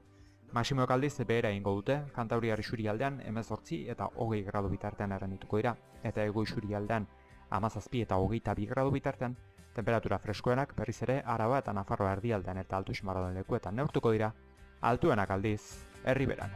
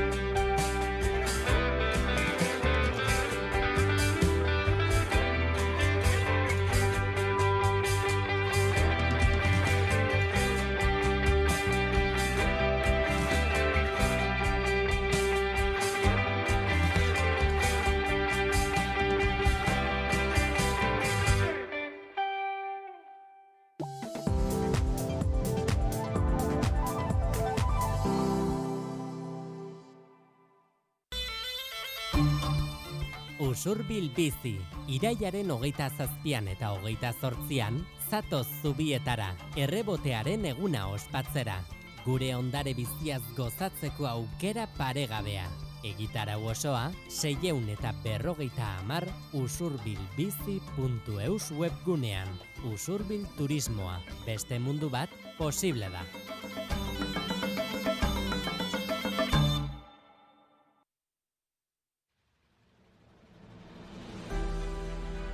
Carrero erditik kentzeak askartu zuela trantsiziorako bidea, zalantzarik gabe. Frankori eman zitzaion puntila. PZ-koak gure kontra sartu ziren. Zean kartzelan, egia esan da. Eta ziakoak izango zirela, eta ez bazien, ziakoan esku izan ginela. Erbesteko Jaurlaritzako lehendakaria Jesus Mari Leizaola garai horretan, urrengo egunean, atentatuaren urrengo egunean bota zuelako Euskaldunak ez dire izan, zen eta izango baziren, ni Euskaldun lehendakaria naizenez jakingo nuen eta ez dakit tutik ez. Carrero Blanco pasatzen segunian, ni danok boligrafoa genuen aboan. Tú le comando Isabel de estilo Onda espansiba engatikan. Batzutan esaten dute horrek transizioa baldintzatu zuela, oberako, baina bai, agian oberako izan ziteken, baina momentuan behintzat erregimen frankistak gogortu zituen bere ekintza guztiak, 2 edo 3 urte oso gogorrak izan ziren. Gabeko 9 aldea zorri zen, eta, uste ez gendun notizio bat, nire haitxein bilokun zen, sarkentu eta zorri zen haitxekin, eta haitxekin zaren entzion, modu hon bat, amai izateko 6.000 berzi jobela, eta nire haitxekin izatzi jola, da modu hon bat, ama bati 6.000 berzi jobela izateko. I ens van deixar entrar a la mare, madre, hijo, y lo que le de la madre, te van a matar. Y el chiqui, pero el pueblo tienes todo el pueblo vasco como si fueran tus hijos. Me voy a quedar sin hijos. No, que tienes todo el pueblo vasco. Amai izan zion behar. Irabaziko zula seme pila, hori hola izan zen, increíble, urte batzutan, zenbat jende etorri izan. Zergatik txiki, etorkin asko Euskal Herrira, langileak eta txiki langile izan zen, fabrika batean sartu zen, Extremaduratik zetorren, eta orduan nolabait eskarmentu emateko, ez? Apurtzen zuelako erregimenaren diskursoa, ez? Euskaldunak dira separatistak, xenofoboak, razistak, eta begira. Hemen dago gazte bat Extremaduratik etorri berria eta gainera etan sartu da. Que el popolo unito vincerá en España come ha vinto in Italia. Liberación, a ver, España de Franco.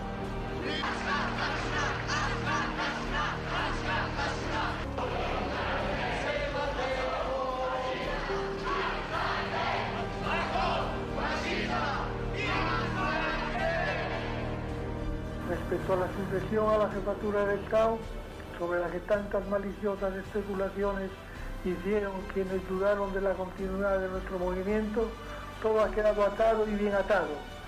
Juro lealtad al jefe del Estado y fidelidad a los principios del movimiento nacional y demás leyes fundamentales del reino. El día antes de morir, yo me acuerdo que me cogió la mano, estaba en la cama y estaba yo al lado, sentado al lado, me cogió la mano y me dijo, Alteza, lo único que le pido es que mantenga la unidad de España. Haustura ala erreforma. Belaunaldi baten autua ulertzeko podcasta. Asteazkenetan gaueko 9:00 Naiz Irratian, eta nahieran irratia.naiz.eusen eta podcast plataformetan.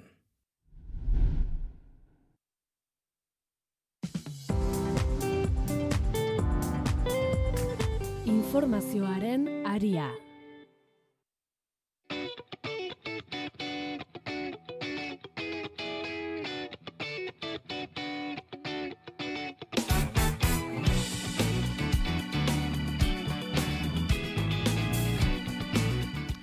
Bi minutu goizeko 9:00 gutxi izan daitezen eta heldu zaigu analisi mailaren tenorea. Goiz honetan gurekin dauzkagu Begoña Arrasti eta Patxi Zabaleta. Egunon. Egunon, biei, eta entzulei. Egunon, nire aldetik ere, denoi. Asteburu hau esango dugu oso politikoa izan dela, alderdi nagusi gehienak ekitaldiak burutu dituzte, eta ez dakit, jakin nahi dugu, hau atsegina edo interesgarria iruditzen zaizuen, edo eta gehiagizkoa ero izan daiteken. Patxi? Ez, gehiagizkoa ez. Garai baten, ikasturteak San Miguel egunarekin hasten ziren, da gaur da San Miguel, orduan, nik uste dut, orain ere, olako zerbait gertatzen dela, eta orduan ikasturte politikoaren hasierak izan du dira. Eta ikasturte politikoen hasieratan ohikoa izaten da, ospakizun zehatz batzuk ere bilatzea edo egitea, eta ideia nagusi batzuen inguruan jarrerak azaldu nahi izatea. Orduan, alde horretatik, niri iduritu zait normala. Egin dituzte ere Espainiako mailan eta beste maila batzuetan ere olako ekintzak, ekintza politikoak egin dituzte beste indar politiko batzuek ere, esate baterako alderdi popularrak berak, bere jarrera zehaztu nahian, oso sozialki oso garrantzitsua eta kezkagarria gertatzen ari den immigrazioaren inguruan, da horrela. Orduan, niri hori dena normala iduritzen zait, eta baita ere, ematen du aukera, aztertzeko batzuen eta besteen jarrerak, eta hortarako gaude, Begoña ni eta beste horren beste, ez da, garai hauetan. Begoña, zuk zer diozu? Gauza, bera, bat nator Patxirekin, oso normala. Gertatzen dana, azkenengo urteetan, politika dinamikak apur bat ezberdinak bihurtu direla, ez da horren beste aktorik, horren beste aktibidaderik, baina ni logiko iruditzen zait hori kurtso berriaren aurrean plantamentu orokorroiek, eta gero beste aldetik aktibidadea, ez? Ezinbestekoa dugu, da zentzu horretan jakiteko zer plantamento duten, ez? Gero ikustear egongo dira gauza asko, baina printzipioz plantamentuak. Eta, bueno, ondo, ez da lehen oso arrunta zan, ez da Patxi, olako aktibidadeak, erromesak bezala, ez leku batetik bestea, ebitzen ginen. Bueno, ez dakit. Ondo, bueno, gutxienez ikusten dira aktibidadeak, politikaz hitz egiten da, eta hori ezinbestekoa iruditzen zait. Hain zuzen, aipatu beharra dugu, erromesaldi hauetan esandakoak, zehazki asteburuaren errepasoa egin beharra dugu, azken ekitaldia aipatuz, bereziki EAJaren alderdi eguna. Bertan, estatus berria ez baldin bada salto erreal bat, EAJ ez dela bertan egongo baieztatu du Aitor Estebanek. Geroz eta parte hartze baxuagoa duen alderdi egunean, Euskadi Buru Batzarreko presidenteak ezinbestekotzat jo du estatusak errekonozimendu nazionala ala atzerriko presentzia jasotzeak. Halaber, EAJak abenduan ere aldatuko ditu alderdiaren estatutuak. EAJak formatu berria aurkeztu du 2025. Urteko alderdi egunarentzat. Alderdiko 350 kargu jasotzen zituen eszenatokia, soilik hizlarientzako lekua zuen eszenatoki biribil batengatik ordezkatu dute. Bertaratuen eserlekuek islaria inguratu dute, eta bertaratuen kopurua beste urteetakoa baino apalagoa izan da. Horren adibide, 22 txosna zeudela, 2009. Urtean 35 zeuden bitartean. Jardunaldiko mezurik esanguratsuena Aitor Estebanek eskaini du. EH Bildurekiko kritikoa izan arren, estatus politikoak suposa dezaken saltoan adostasuna egon daitekeela iragarri du. ¿Podemos ponernos de acuerdo en algo? Bueno, quizá en un salto estatutario hacia un nuevo estatus político. Vamos a verlo. Eskaera zehatzak burutu ditu etorkizuneko estatus politikoarentzat, horien artean daude errekonozimendu nazionala ala atzerriko presentzia. Pero vamos a intentarlo, aunque quiero hablar claro, ya sabéis que no me gusta andar con rodeos. Si el nuevo estatus no supone un salto real en reconocimiento nacional, arbitraje y presencia exterior, el PNV no estará allí. Queremos acuerdos, pero no decorados vacíos. Alderdiari dagokionez, Estebanek abendurako estatutu aldaketa iragarri du. Helburutzat jo du egitura arintzea eta gaur egungo garaietara egokitzea. Ildo honetan militantziaren aktibazioa eskatu du. Hagamos que este país sienta la épica de un nuevo tiempo de esperanza que nos reúna a todos. Euskadi no necesita salvadores, necesita compromiso colectivo y empieza por cada una y uno de nosotros. Vosotras, nosotros, aurrera! Euskadi Buru Batzarreko presidentearen aurretik Imanol Pradales Euskal Autonomia Erkidegoko lehendakariak hartu du hitza. Euskal Etxea babesteko aldarrikapena egin du Espainiar oilotegiaren aurretik. We are Basque. We are Basque. Eta inglesez behar bezala entzunez badute, euskeraz ere argi eta ozen esaten diegu. Ayuso anderea, euskaldunak gara. Ayuso entzun, Euskadi euskaldun. Ayuso entzun.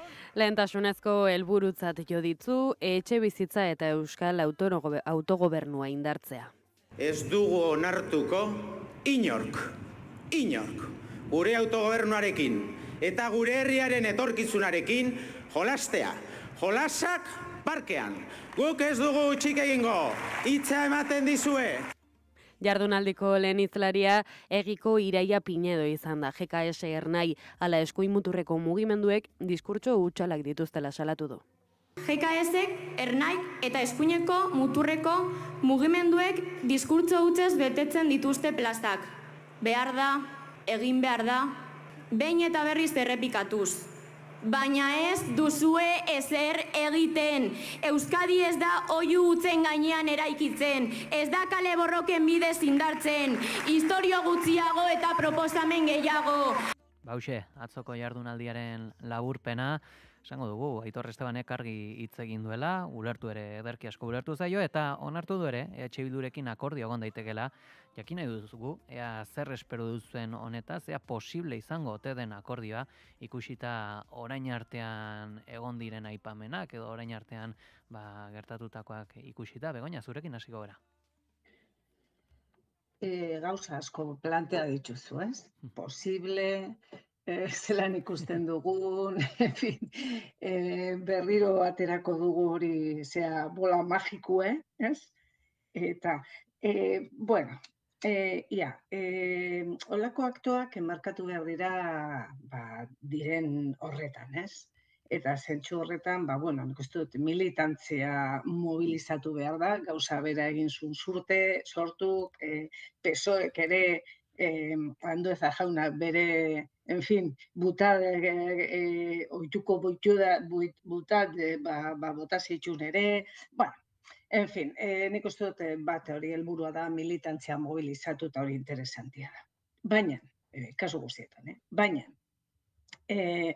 zehazten bagara, azten bagara komentatzen, zer, EAJ eta esan duzu eta Bildurekiko jarrera edo aldatu dan edo, esatea ja interesantia da, ez? Hori, baina, inkluso, haratago joan da, nik espero dut alderdi abertzaleek hitzetatik eginetara pasatzea. Eta horrek esan nahi du, oso asunto potoloa ditugula eskuen artean, estatus berria bada, nazio rekonozimendua, hor, ez da, eta gero labur bilduz gestioa ikuspuntu nazionaletik planteatzea, gestioa zentsu orokorrean, ez? Hor gure herria dagoen modun, eta zentsu horretan, nik uste badirela bete behar asko ikuspuntu nazional horretatik gestioa gauzatzeko. Orduan, ez dakit posible izango den epe motzera. Pentsatzen dut ezetz, gustako litzaidake, baina pentsatzen dut ezetz. Zergaitik, oso politika kortoplazista ikusten dudala, orokorrean, eta, klaro, horrek azken baten murgiltzen du, akordio garrantzitsu hori, akordio Bildu eta EAJ Bildukin, ez? Eta hori gustauko litzaidake. Ze azken baten, nik uste dut, botantea abertzalea, baina neke bat dagoela, ez da? Hitzak, bai, baina hori, eginetara, beharretara. Da, ez dakit noiz, baina etorri beharko da.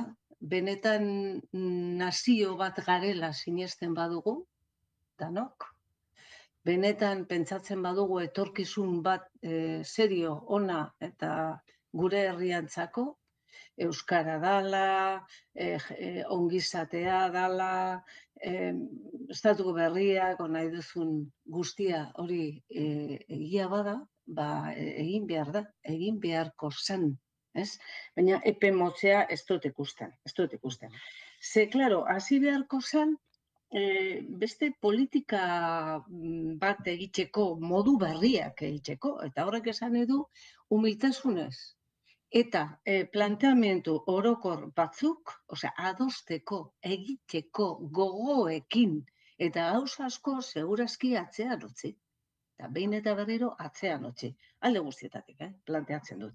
Eta gainera, hori, kontuan harturik, Andueza jaunak zer esan zuen bezperan, eta planteatzea independentzia inok ez duela nahi, txalaneo dagoela transferentzia eskumen kasuan, EAJ-en partetik, en fin, holako gauzak, ez da, baina gero jesartzen zara.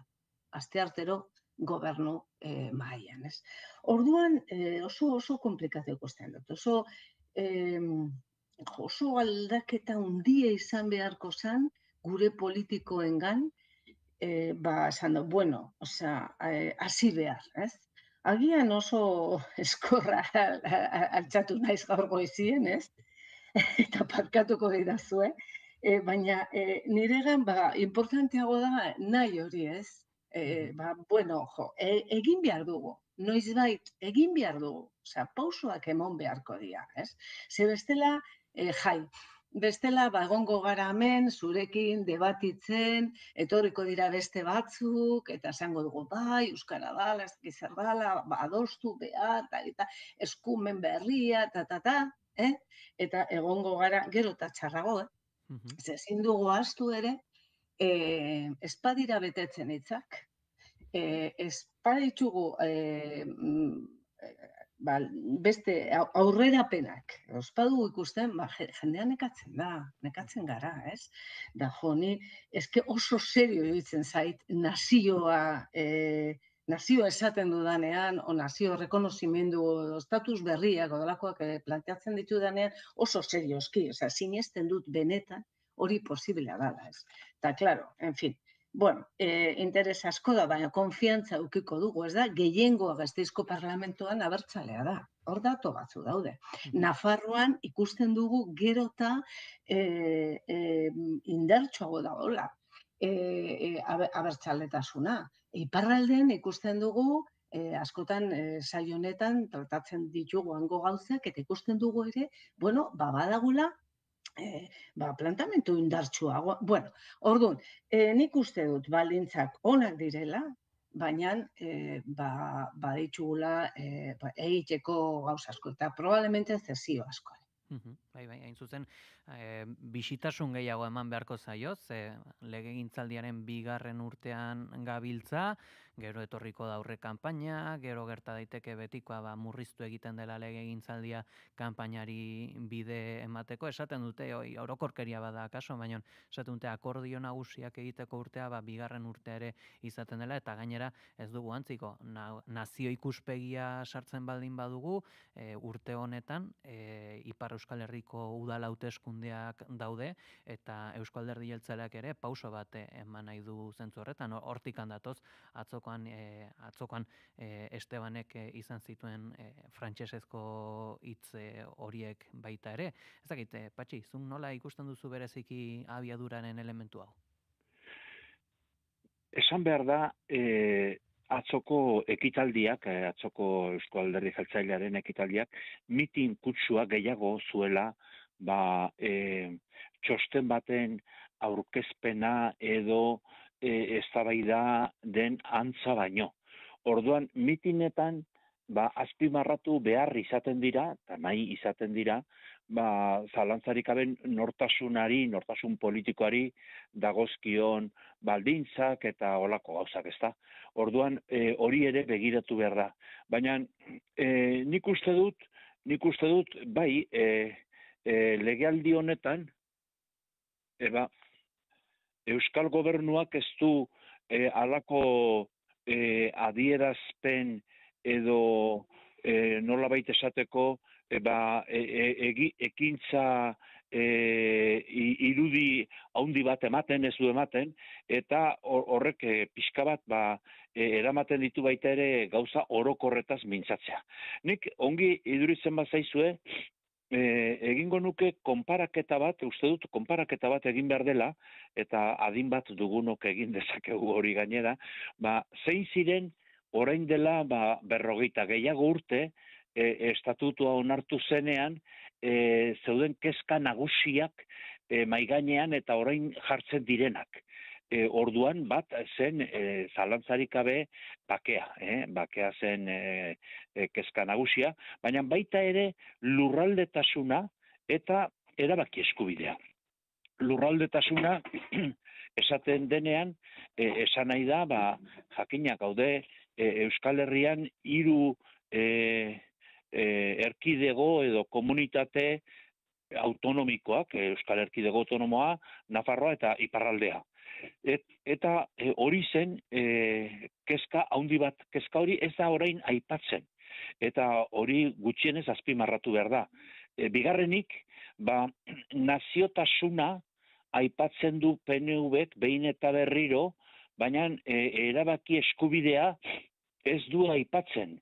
Eta gogoan izan behar da, Ibarretxeren garaian, hori izan duzela, bere hizkuntza hori izan duzela, gatazka eta gora bera nagusia. Eta hori dela baita ere, alderdi sozialistarekin dagoen eztabaida nagusia, eta gainera alderdi sozialistako gaur-gaurkoz edo oraingoz idazkari orokorra den jaunak behin eta berriro eta modu batzuetan ez lirain batzuetan jartzen duena mai gainean, ezta? Erabaki eskubidea eskubide demokratiko alda, eskubide egingarri alda, Europan sarrerarik eta kabidarik aldu, asko uste dugu, baietz, eta gainera ezinbestekoa dela, eta gainera hori izango litzatekela gatazka asko eta asko, Ukrainiakotik hasi eta beste toki askotaraino, gatazka horiek gainditzeko bidea eta hori guztia. Hori ez dago mai gainean, edo ez dute mai gainean dagoela aitortzen, eta hori da bigarren diferentzia. Eta gero, bakearen, kezkaren ordez, zalantzarik gabe, memoriaren, edo errelatoaren, kontakizunaren, gora bera dago. Guzti horiek aurrean jarrita, atzokoan, zalantzarik gabe, Eusko Alderdi Jeltzailearen ekitaldian, bai, egon duzen, aitorpen bat, Aitor Estebanek askotan egin ez duena, eta da, posiblea dela bakarrik, hori esan zuen, ez zuen gehiago esan, baina Bildurekin adostasun batera iristea. Aitorpen hori hain garbi eta argi Aitor Estebanek, lehengo Eusko Alderdi Jeltzaileko presidenteak Ortuzarrek berak bai, baina Aitor Estebanek ez du askotan egin izan. Atzo ere, bere mugak eta bere baldintzak jarriz egin zuen, baina hori egin zuen. Eta horrek ezberdin du egiten du gauza, zeren eta oraintxe bertan, Begoñak gogoratu duen bezala, eta gerikoa den bezala gainera, gogoan izan behar da, Euskal Parlamentuan, indarra berzalek ez gehiengo bat, baizikan gehiengo oso haundi bat dutela. Eta baita ere, Nafarroan gehiengo horretarez badire iristen ere, hurbiltzen ari direla urteak pasa ala. Eta beraz, preautonomiko eta estatutoko eztabaida orain dela 40 gehiago urteko haien aldean diferentziak badaude, baina baita ere antzekotasun batzuk sakonak, askotan aitortu gabeak ere badaude, eta guzti hori kontuan izan beharrekoa da, eztabaida honetan. Normala da, atzoko ekitaldi politikoetan, esate baterako Alderdi Sozialistarena, kutsu, mitin kutsu, utxutxekoa zen, inolako berrikuntzarik gabe, baina baita ere beste alderdien ekintzak, olako kutsu hori edo antza hori izan eduki zuten, bai. Alderak eta interesgarria egin duzu, Patxi.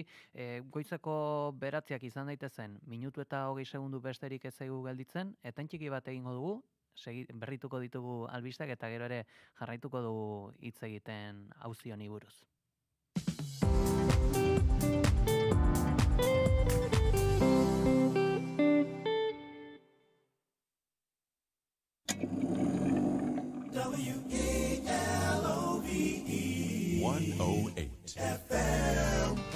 Historiak idatzitako gertakari eta mugimendu sozialetan musikak izandako paperaz ariko gara. Gramofonoan, historia duten kantuak. Larun batetan, arratsaldeko 3:00, Naiz Irratian.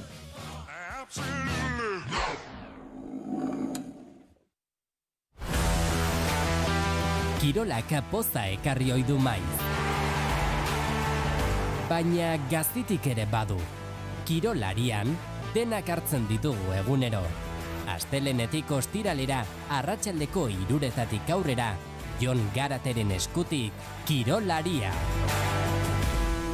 Naiz irratia.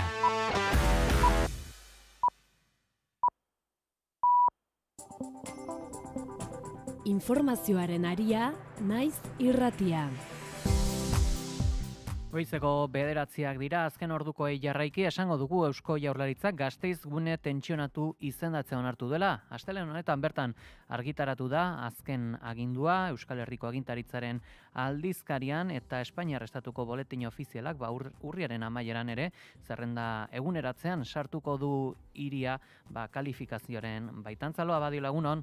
Egunon Pei eta egunon entzuleok, neurri horri esker politika publikoak aplikatu ahal izango dira 3 urtean, 3.000 etxebizitza babestu baino gehiago eraikiz eskaintza handitzeko, horietatik 1.629 Eusko Jaurlaritzak eraikiko ditu eta alokairuaren prezioak kontrolatzeko ere besteak beste. Gasteiz zerrenda horretan sartzearekin batera, non Donostia eta Bilbo ere agertzen diren, Euskal biztanleriaren ia erdia gune tentsionatu izendatutako udalerrietan bizi da, 1 milioi bat biztanletik gora. Egunaren nondik norakoak ere ezagutzeko ere gurekin dugu Iraia Kamara, egunon. Egunon Peli eta egunon entzuleak, gaur irailaren 29 dugun honetan, hauek dira gaurko aurreikuspenak. Politikan eta gizartean gure aurrak ere bar dira plataformak agerraldia egingo du gaur Iruñean, 2025-26 ikasturteko ekimenak eta urriaren 25ean Bilbon egingo duten ekitaldi nazionala aurkezteko. Espainiako Senatuan Maria Txibite koldo auzia aztertzen duen ikerketa batzordean parte hartuko du eta bestalde EHUko 3 kanposetan elkarteratzak egingo dira Palestinarekiko elkartasunez eta flotiaren aldeko babesa eskaintzeko. Geldialdi instituzionala iragarri dute Leioan. Ekonomian Euskal Gehiengo Sindikalek, ELA, LAB, SK, Esteila, Siru eta Etxaldek Bilboko lan harremanen kontseilura joko dute Euskal gutxieneko soldata propioaren inguruko kontziliazio eskaera aurkezteko. Aipatu behar da Confebaskek uko egin diola negoziatzeari. Jodion Maderas de Jodio enpresako langileen batzordeak agerraldia egingo du gaur 11etan, kaleratze kolektibaren proposamenaren eta enpresaren egoeraren inguruan. Kiroletan Donostian jokatuko dira gaur zesta puntako finalak. Ogenola Goikoetxea, Zorozabal Lejardi eta Barandika López Urresti Bask bikoteak lehiatuko dira. Partidak 7etan hasiko dira. Futbolean UEFAk Israelgo selekzioari buruzko erabaki posibleak arditzake gaur. Champions Ligako jardunaldiaren atarikoa izango da gaur, baita Baskoniaren Euroligako partidaren aurrekoak ere. Saskibaloian Gernika taldea aurkeztuko dute gaur Maloste kiroldegian eta piraguismoan gaur abiatuko da eslalom munduko txapelketa Australian Penrith hirian. Eta azkenik kulturan Bilboko Harria Gantzokian aurkeztuko dute gaur La Mujer Rota antzezlararen estreinaldia eta Donostian Irati Majuelok aurkeztuko du Hiria gure oinetan espazioaren irakurketa feministak euskal literaturan izeneko saiakera. Guzti horiekin gelditzen gara, eskerrik asko. Gero arte. Eguraldia eta trafikoa naiz irratian. Errepide dagokienez okerrez banago gaurkoan adi egon berra dugu, Barakaldo parean autoilara luzeak dauzkagulako istripu baten ondorioz, Zaloa? Bai, hori da, orain dela ordu bete pasatxo istripua egon da, A8 errepidean 123. kilometroan Barakaldon, Donostiako norantzan istripua amaitutzat eman du trafiko zuzendaritzak, baina autopilaketak mantendu ekiten dira. Eta bestalde bidelanak direla eta N1-2 A errepidea, 69 eta 73 kilometroen artean, Irunen errepidea itxita dago norantzabietan, eta desbideratzea G345 errepidetik. Adibili bertatik igaro berri izan ez gero, eguraldiaren nondik norako guztiak, Iker Ibarluzeak. Motelantzeko eguraldia izango dugu asteari ekiteko. Goizean, Kantabriar isurialdean hodei dezente agertuko da, zerua nahiko zikin egongo da, eta ez da baztertzen uneren batean euri pixka bat egitea, hala ere orokorran ateri utzuko dio. Alditzeko isurialdean hodeiak eta ostarteak eta eguraldia atsegina nagusituko dira.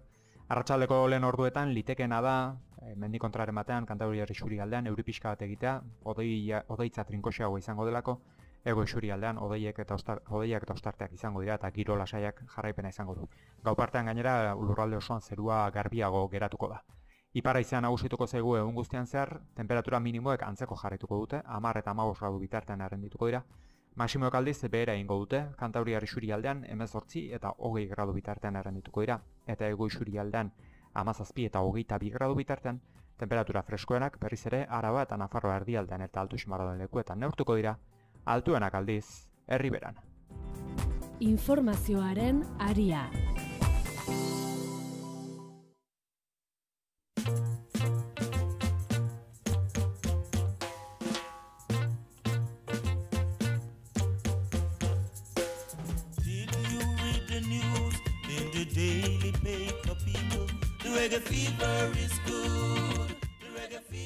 Kaixo naizale, kaixo regezale, berriro gaixotzen hasteko prest?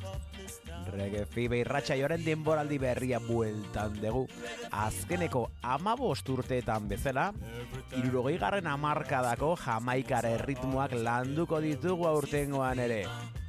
Ordukoak eta gaur egunekoak. Euskal taldeak agenda ere topatuko duzu gurera hurbiltzen zarenean.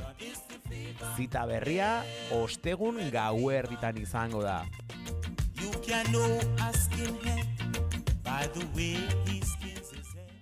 Eta ez ahaztu, reggae sukarra ona da. Don't you try to stop them, you don't know what it means. Reggae fever is good, reggae fever. Kultura eta hizkuntza politika sailak, hizkuntza politikarako sailburu ordetzak diruz lagundua.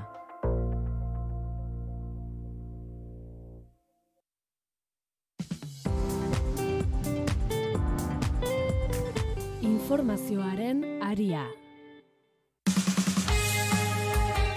Goizeko 9:06 hemen jarraitzen dugu. Informazioaren aria saioko analisi mailan, gaurkoan Patxi Zabaleta eta Begoña Arraztirekin estatusaz edota aberri egunaz, alderdi egunaz hitz egiten genbiltzan, eta hain zuzen, aipatu duzu ere, Euskal Gobernuak duen ekintza irudi hori, Patxi, baino alderaketak eginda estatus berri baterako, gertuan daukagun erreferentziare, bada Ibarretxe plana zena. Eta kaso, nabarmendu genezake, atzoko mitinan, lehen entzun dugun bezala, Pradares lehendakariak indar handiarekin hitz egin zuela, eta gogotsu hitz egin zuela, baina ton hori ezen hainbesterakoa izan Gasteizko legebiltzarrean izan zen politika orokorreko eztabaidan, pentsatzen dut hau ere gogoan izango duzuela.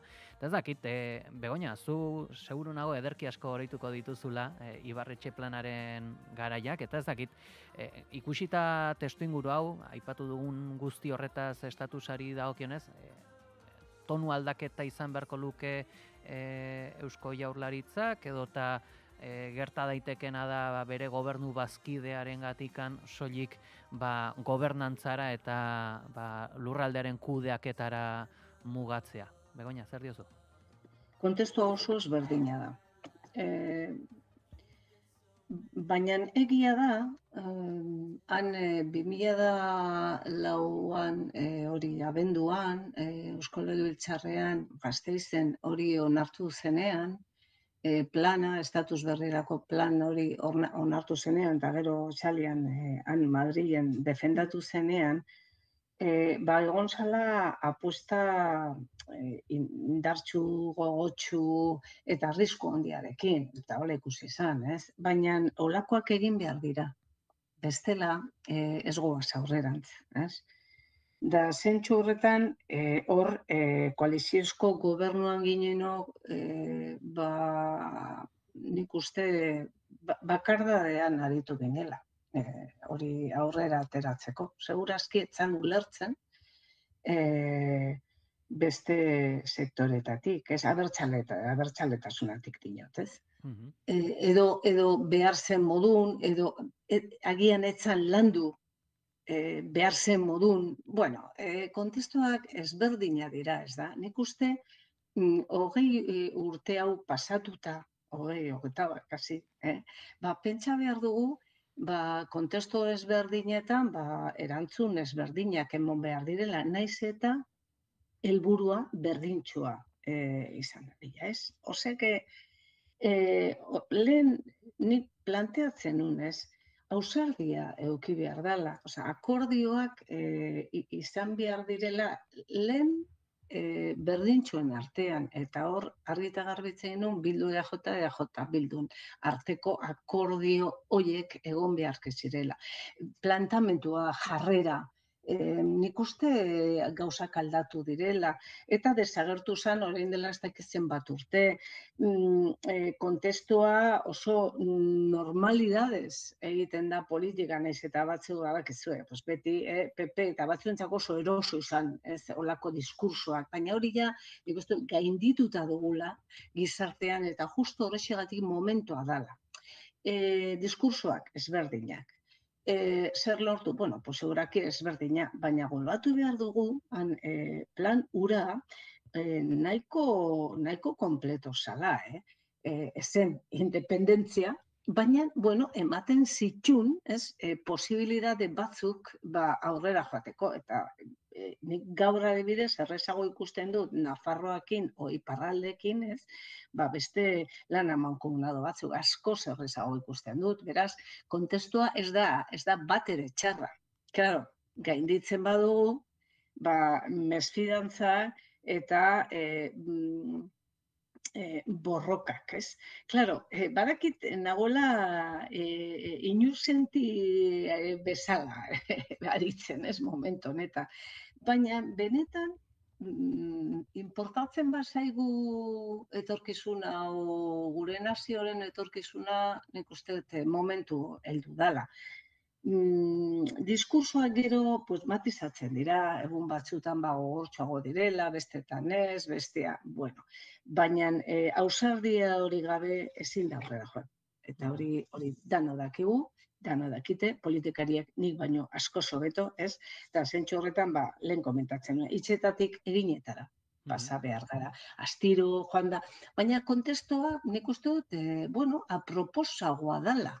Zenbait gauzetan, eta posgarria da entzutea, badiela horre gauzak, hitz egiteko gutxienez, nik uste dut isilean egin behar dala, eta barroko guztiak, baina nik uste posiblea dala. Ez badugu egiten politika kortoplazista.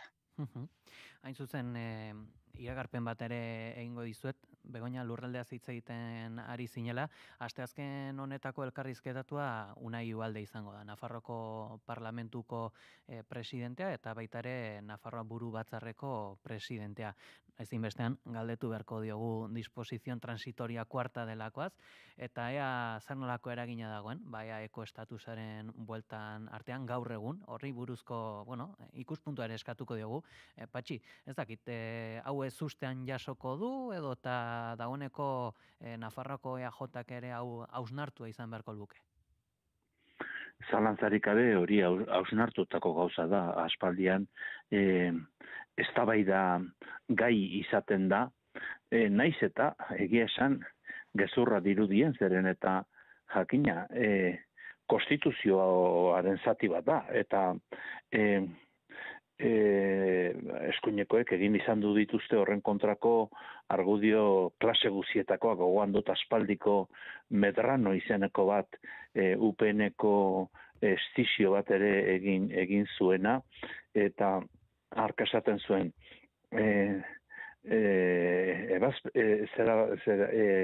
xedapen hori iragankorra da eta iragan zen.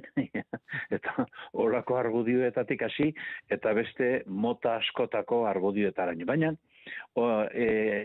xedapen horren edukian, naiz eta bere eduki hori eztabaidatu genezakeen eta eztabaidagarria den, baina horretan badago alako gordetzen da, alako muin edo zera aipamen xume bat, eta da Nafarroak erabaki eskubidea baduela gutxienez osoa ez bada ere zati batean eta modu batean eta egiteko oso zaila edo ezinezkoa baldin bada ere hori aitortua dagoela. Eta hori da nolabait ezabatu nahiko luketena. Horren atzean oso historia luzea dago, eta historia luze horretan aipatu beharrekoak dira esate baterako hori eskuinekoen asmaketa bat izan zela, eskuinekoak esan nahi dudanean, esan nahi dut, Delburgo, Aizpun, eta guzti haiek modu batera edo bestera, eta batzuetan alde eta bestetan kontra, asmatu zuten zerbait zen. Eta zergatik asmatu zuten? Besteak beste, autodeterminazioa edo erabaki eskubidea defendatzen zuten edo genuen egon kontra arrisku bat ikusten zutelako, esaten zuten. Erabakia bai, baina ez Euskal Herri edo Euskadi osoan, alegia, ez botaketa berean eta batean bozkatuz Nafarroak eta Bizkaiak eta Gipuzkoak eta Arabak, baizik eta bakoitzak bere aldetik. Eta hor ikusten zuten beraiek Nafarroaren bakartasuna defendatzeko bidea. Hori esanez, egin izan zituzten hitzaldiak, Aizpunek berak, Delburgo kaskotan, eta hoien antzeko beste eskuineko askok eta askok ere. Baina gertatu da, historian zehar, esate baterako, OTANen erreferendumean bertan, Nafarroak ez zuela haiek esan bezala bozkatu, baizik eta beste modu batera. Eta orduan argi gorri guztiak biztu ziren, eta horrek txaskarrillo asko ekarri zituen, zeren eta bazkari politikoetan hirugarren patxarana edan ondoren esaten dira batzuetan egiak eta horrelakoak ere esan izan du ziren, ezta? Eta orduan pentsatu zuten ez, Nafarroari berari bakarrik bada ere kendu behar zaio eskubide itxura hori. Eta aldi berean, gainera, abertzale guztiok, ezker abertzalea barne, eta horretan Aralarrek ere bere ekarpena egin zuen bere historian, eta onartu genuen Nafarroa erabaki esparrua. Nafarroa ez herria, baina bai erabaki esparru bat badela, eta erabaki esparrua dela aitortu genuenean abertzaleok, orduan eskuin muturrekoak amorratuta jarri ziren xedapen laugarren hori, laugarren xedapen iragankor hori, kendu egin behar dela konstituziotik, eta horrekin kanpaina egin izan dute 2 edo 3 aldiz, ez bakarrik UPNek, baita ere PSNek aldiren batean. Historia beraz oso luzea da, eta jakina horretaz oso jakitun eta prestatua dago Nafarroako parlamentuko presidentea, eta ez dago inolako zalantzarik, bere ikuspegia ere lasai eta sakon azalduko duela. Begoña? Bai, oso interesanti izango da. Zentxo horretan, ez dugu galduko, ez? Eta pentsatzen dut ere hori aldatu dela. Lehen lotzen, esaten unarekin lotzen badut, egoera hobea dela. Eta zentxo horretan, planteatzeko aurrean baditugula bete behar asko, eta nik espero dut joaten gauzatzen, ez? Horre lotura horiek.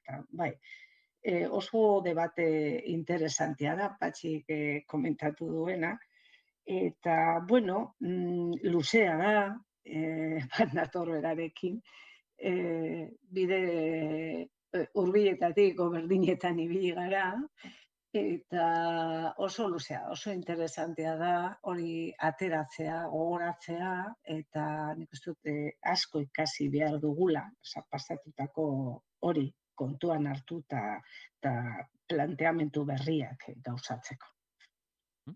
Aurrera egin beharra dugu eta hitz egin beharra dugu askatzera lotuak ekitaldiaz. Txiki eta Otegiren 50. urteurreneko omenaldia burutu du sortuk larun bat honetan, gaur egungo Euskal Borroka askatzailea eta iraganeko antifrankismo militantea elkarlotzeko aukera izan dute milaka lagunek. Ekitaldi honetan Txiki eta Otaegiren heriotzaren garrantzia eta mobilizazio nazioartekoaren rola azpimarratu ziren Euskal Herriko subiranotasunaren eta askatasunaren beharra aldarrikatuz. Eneko Etxeberria, Kristian Etxaluz, Itziar Aizpurua, Sustrai Kolina, Irantzu Idoate, Garazi Esnaola eta Magian Etxoperenak hitz egin zuten borroka abertzaletasun, feminismo eta justizia sozialaren izanean. Ekitaldian 3 momentu nagusi izan ziren. Lehenengoan, emakumeek egindako mobilizazioak eta Maria Manot eta Maria Otaegiren amek bizizan zuten mina eta heriotza jorratu ziren. Aizpuruak adierazi zuen Txiki, Otaegi eta beste militante batzuen heriotzak zigor izan zirela, baina borroka ez zela inoizeten. Bi amekin, bi Mariekin, Maria Manot eta Maria Otaegi nituen barruan, buruan, ama maiteo. Bigarren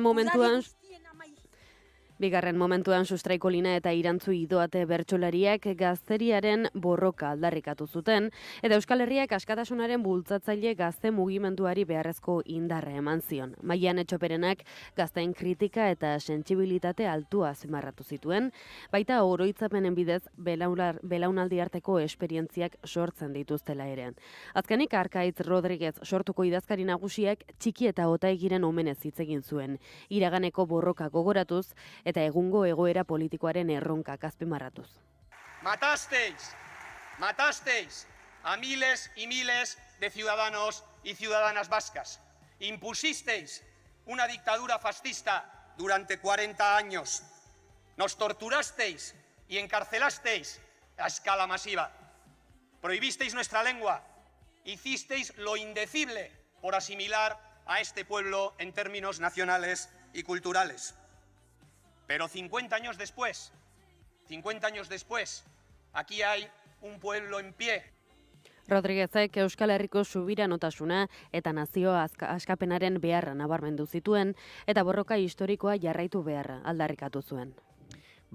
Ekimen hau ez ezik, igande honetan baita ere Zarauzko kaletan barrena, izan dira 6 geldialdi, Juan Paredes Txiki hobeto ezagutu nahi duenarentzat, geltoki horiek hartuta, bere fusilamenduaren biarramunetik 50 urte igarota, 1975 ikuskizun ibiltaria burutu dute zarauzarrek, gertukoen testigantzak, Kofa Hotzez eta bertsolaria hausnarketez ere josi dute antzerki hau, eta, jakin nahi dugu, ea ze balantze egiten duzuen, Juan Paredes eta Angel Otaegi oroitzeko ekimenetaz, baina, zer diozu?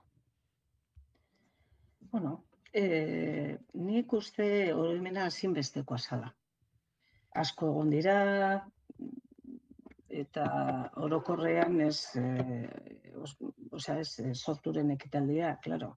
Prentxan ikusi dudanez, neko espektakularra izan zala, baina mugimendu asko egon dira, hor erakustaldi bat dago, itinerante, hor badira herri zenbait herrietan, eta gero jende asko, gogoratu duela, zer gertatu zen 1995 horretan, eta zelan fusilamentu haiek, nik uste buelta bat emon ziola egorari zenbait buruetan, zenbait pertsonengan,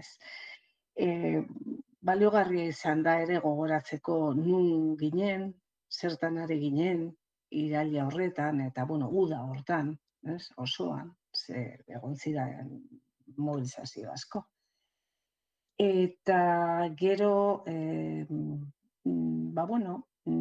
tamales, hori ere, tamales sortudan edo saiatu dira batzuk betiko modun, berpisten debate madarikatu bat.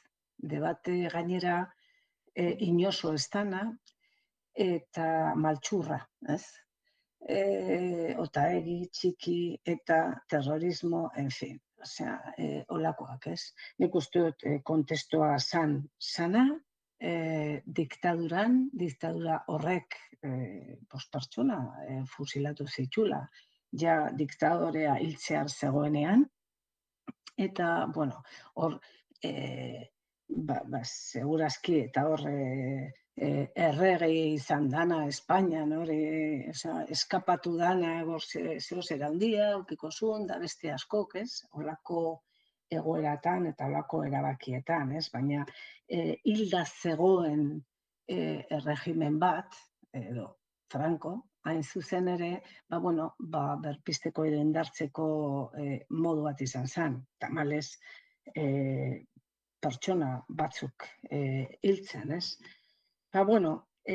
nik uste edozein kasutan hori egun hauetan eta astebukaera honetako aktuak eta ikusita, interesantea dela, iragana, hor dagoela, gogoratu behar dugula, eta etorkizuna egiteko, Ze beti gaude orainean, etorkizuna etortzear dator eta iragana pasadana. Horrexegatik, interesante iruditzen zait, olako hitoak edo gogoratzea.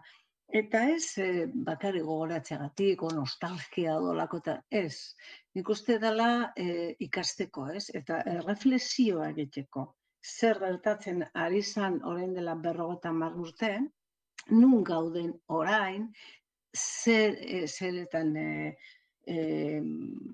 aritu gara eta zer lortu dugun eta zer ez. Eta horretatik, burutazio horietatik, etekinak atea eta plantamentu, Zen ikuste momentu, behintzat niri, momentu haiek gogorrak izan zirela, nik uste dut gure barrukoa mugidu zirela, fusilamentu hauekin, eta gogoratu behar dugu kontestua ere.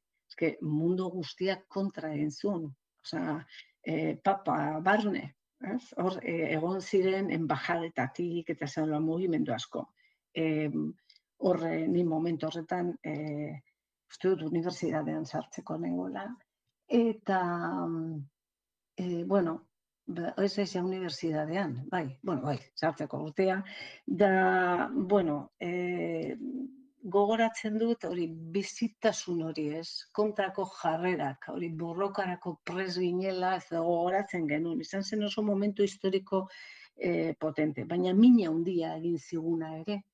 Horrexegatik, 50 urte, eskurra zina izenez, bukatuko dute, optimismo apur bategaz, eta esaten dut, sentimendu haiek, hori ere politikan importantea dira ere, eta nazio eraikitzunean ere importantea direla, sentimentua oso importantea direla, ikusteko hori panorama historiko honetan batzuentzako ekasi bizitza osoa dana, beste batzuentzako ez horren beste, nire tokau zitzaidan 18 urtekin horiekin da, nik uste oso balio horrela. Niretzako hori reflexiorako espazio izan da, txikita eta hori momentua gogoratzea, noski da personal, noski haien familik, haien eriotzak, haien hoiek, tristura eta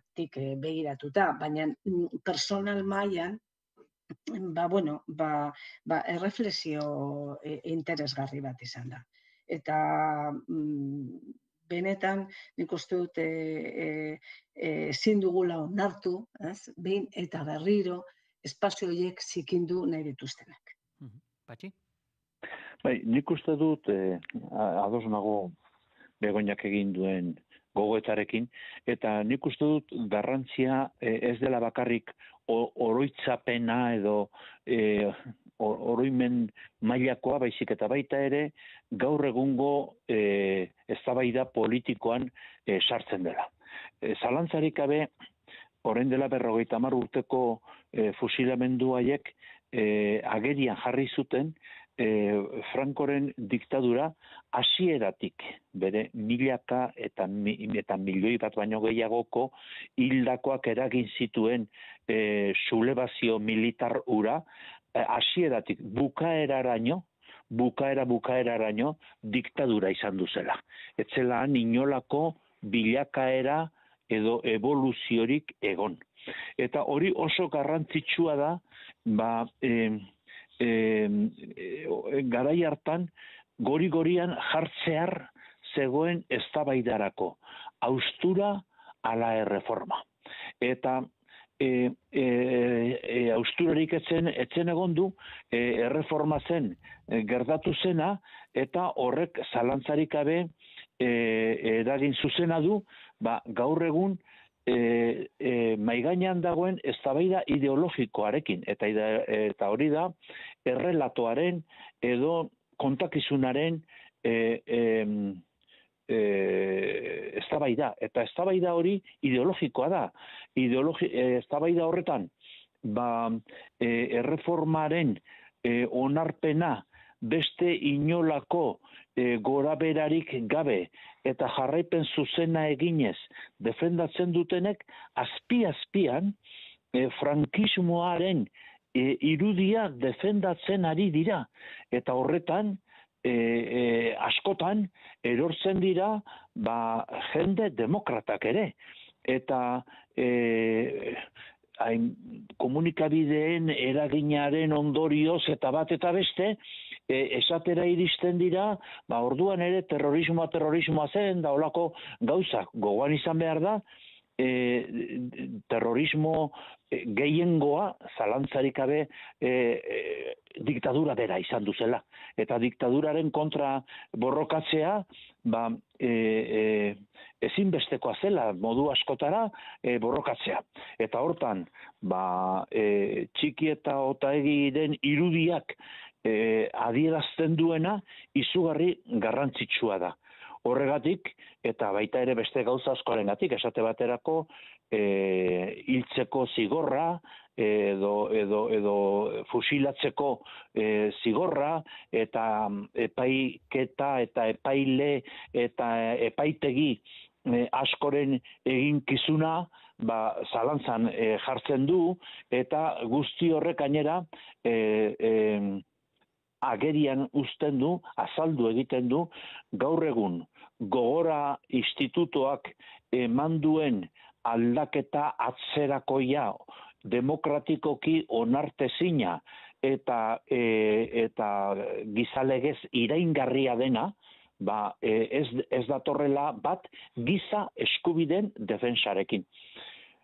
Horretaz gainera daude gero sentimentuak, jakina Txiki eta Otagiren hiltzeko modua eta haiek utzi zituzten mezuak eta haien ondorioz sortu den ikuspegi guzti horrek sentimentuen mundua ere nolabait esan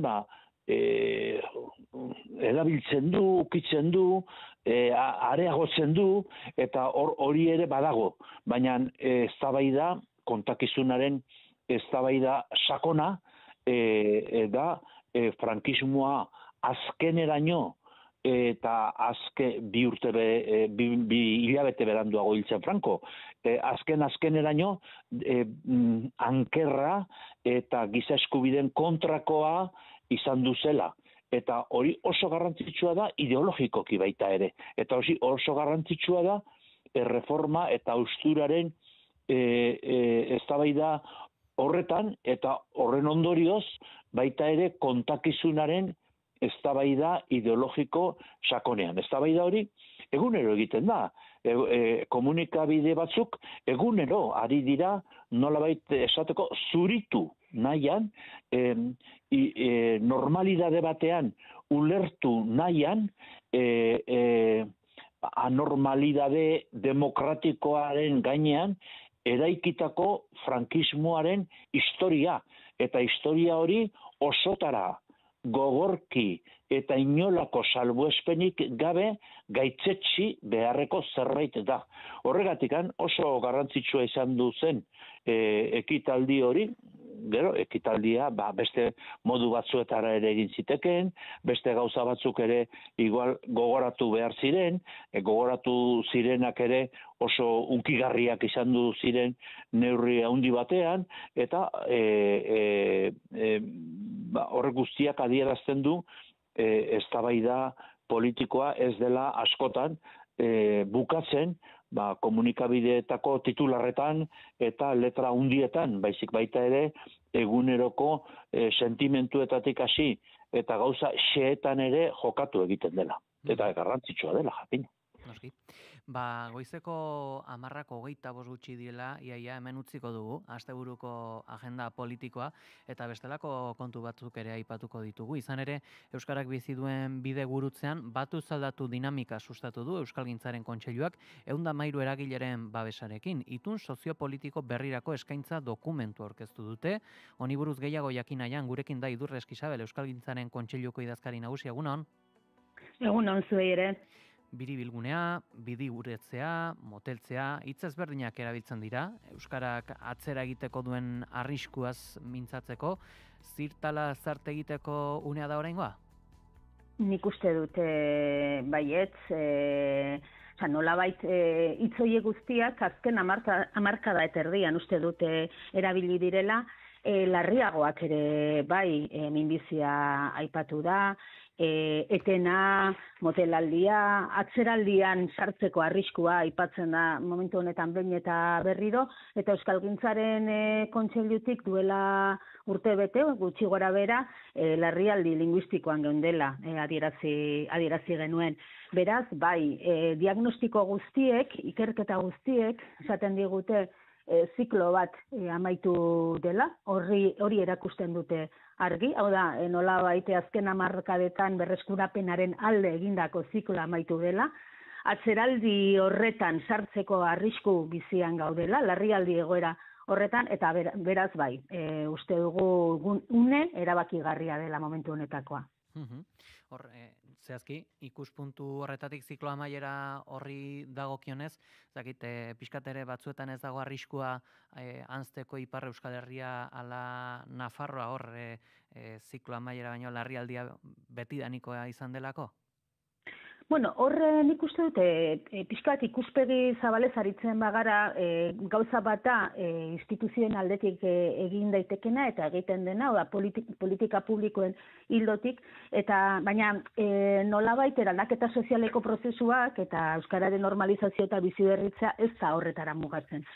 Funtsezkoak dira politika publiko oso sendoak, baina bestelako indarrek ere bultzatzen dituzte eraldaketa prozesuak. Eta alde horretatik ere, bai Ipar Euskal Herrian eta baita Nafarroan ere, euskararen aldeko berreskuratze prozesu hori gertatu da azken hamarkadetan.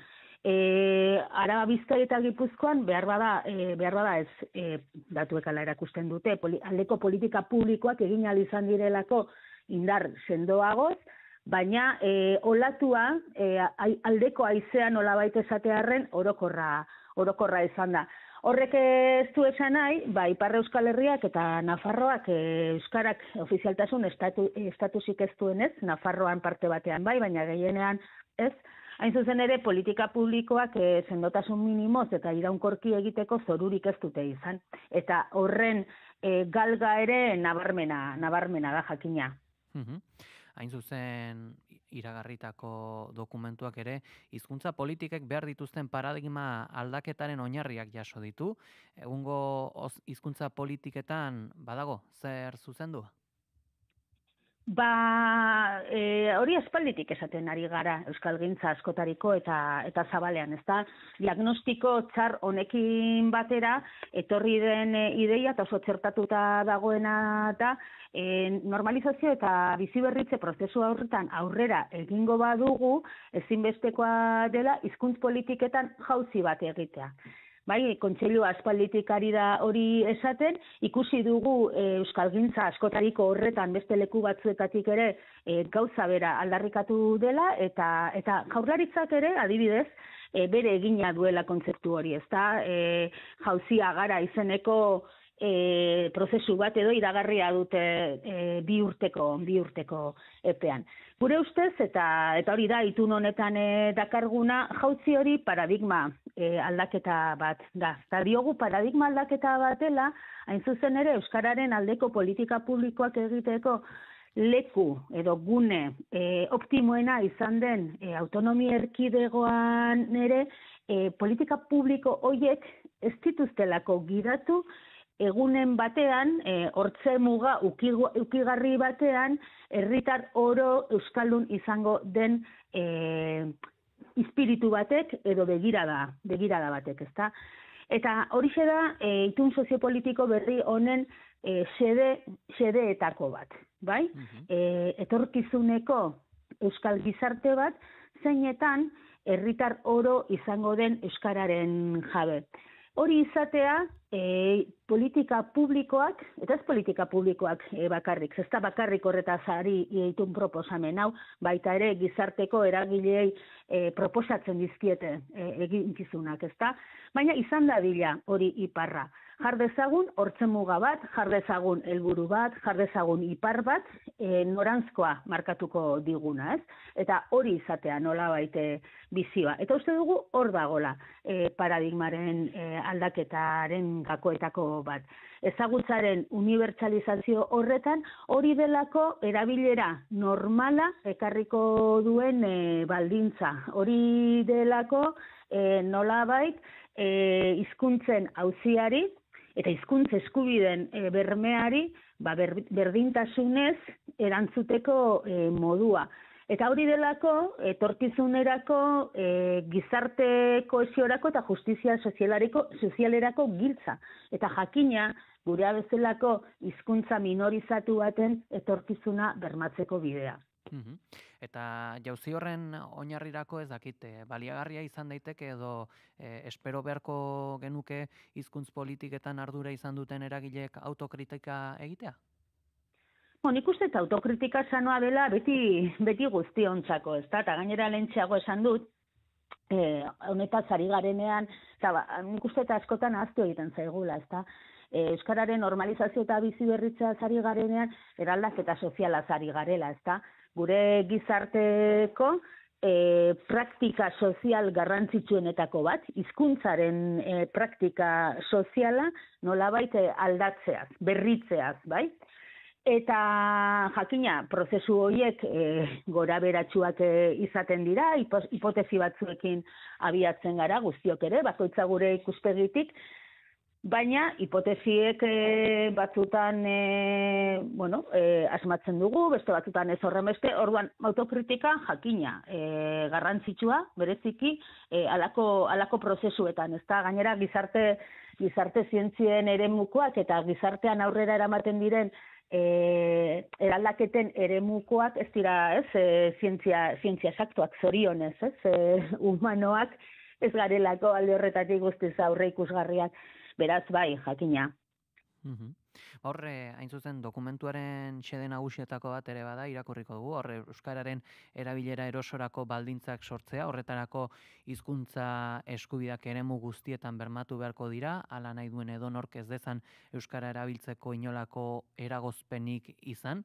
Helburu hau aintzat hartuta, pixkate sakondu nahiko genuke, zer gertatu den norbanakoekin, burura etortzen zaizkit bote prontoan arnasgune izan diren herri pare bat, Bermeo ala Hondarribia, norbanakoen arteko harremanak erdaldundu egin diren.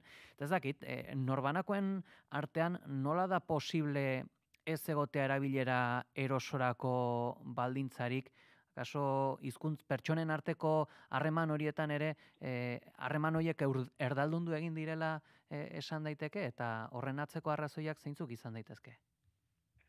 Ziur aski, eta jarri dituzun bi adibide horiekin, Hondarribikoak eta Bermiokoak, Hondarribin gertatu dena eta gertatzen ari dena, esan eta guztia bizirik dagoelako, eta Bermion gertatutakoa, gertatzen ari dena, ziur aski, edukiko ditu bakoitzak bere ezaugarriak eta bere partikularitateak, ezta?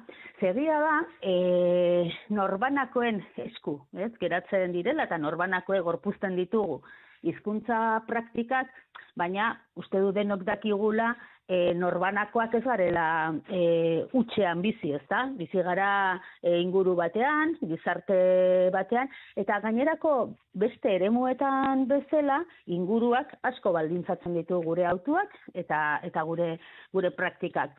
Ze gertatu hori ulertu beharko genuke, esate baterako, Hondarribian, azken 40-50 urteetan, ze gertatu den gizarte moduan, ezta?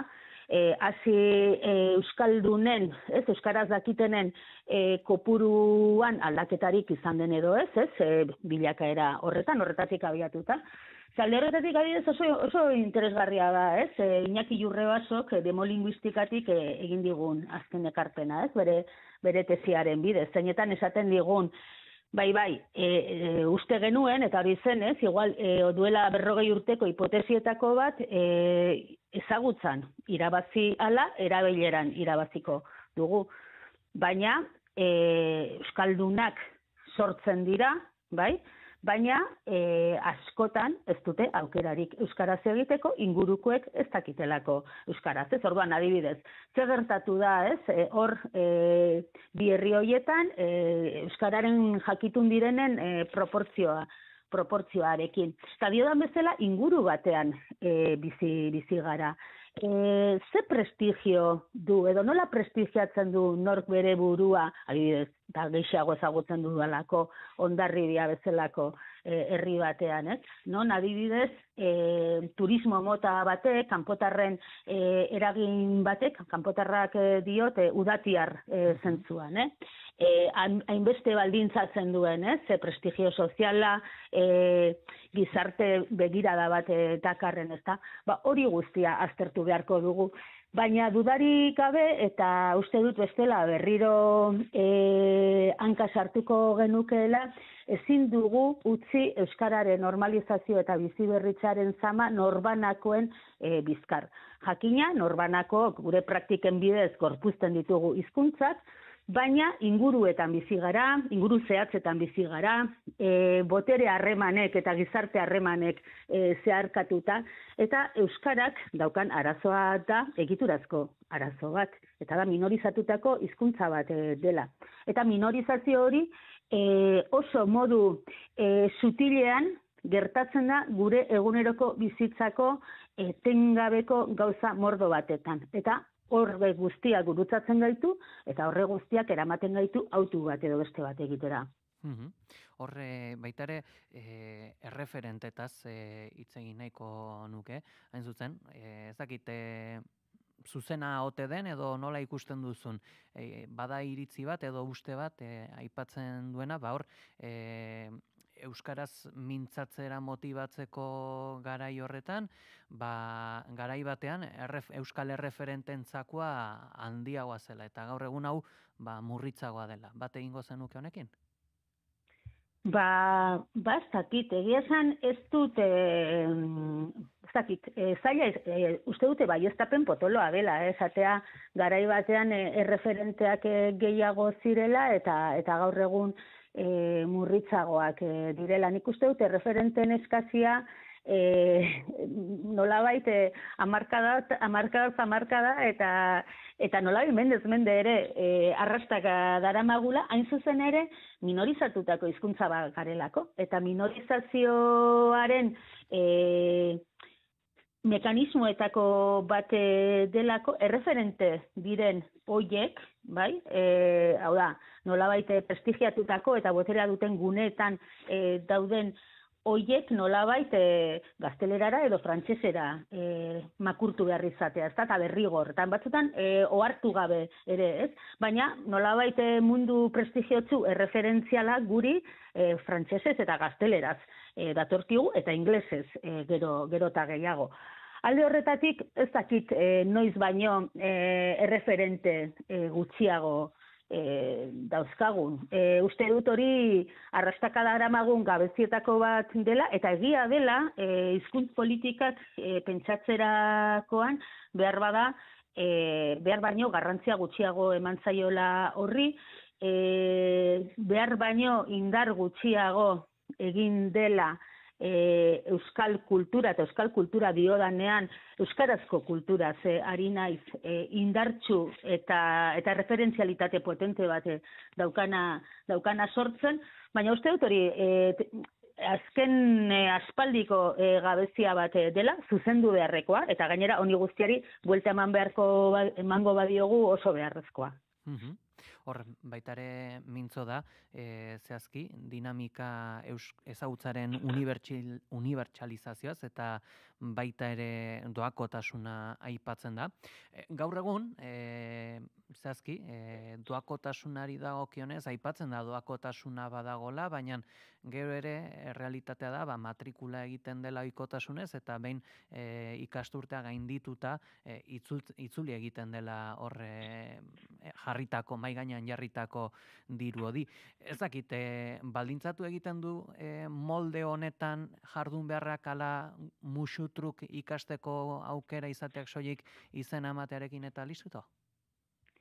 Gure ustez eta gure baitan biltzen den helduen euskalduntze alfabetatzek, herri ekimeneko helduen euskalduntze alfabetatze sektorearen ikuspegitik doakotasuna egiazkoa izan dadin, oraindik ere egia da doainik ikas dezakezula, baina doakotasun hortarak iristeko baldintzak zenbaterainoko irisgarritasuna eskaintzen duten hori zalantzagarria da, ezta? Eta gure ikuspegitik eta diodan bezala gure baitan ardazten den herri ekimeneko helduen euskalduntze alfabetatze sektorearen ustez hor oraindik urratsak egin behar dira eta euskara nahi duen orok beste zailtasunik gabe izan behar du hortarako aukera. Baina ez doakotasuna bakarrik, ja pentsatu behar dugu irisgarritasun orokorrean baita ere, ezta? Ze gero eta gehiago eta gainera euskararen normalizazio eta biziberritzari lotuta, gero eta gehiago problematizatzen da migrazioa kontrako indar moduan. Uste dut oso arriskutsua dela, hola kategorizatzea eta saiestu beharko genukeela, eta benetan pentsatu beharko genukeela zer egin benetako harrera linguistikoa egiteko. Eta hor ez da bakarrik doakotasuna, hor baita ere sartzen da pentsatzea migratu hoietako gehienek gure gizarteko enplegu okerrenak dituzten ordutegiekin, bai? Orduan, ordutegiak ere akaso berpentsatu behar ditugu. Metodologiak ere berpentsatu behar ditugu. Ariketa izugarri bate daukagu egiteko, baina lehenbailen egin beharrekoa eta ezinbestekoa dena euskararen normalizazio eta bizi berritzen aurrera egingo badugu.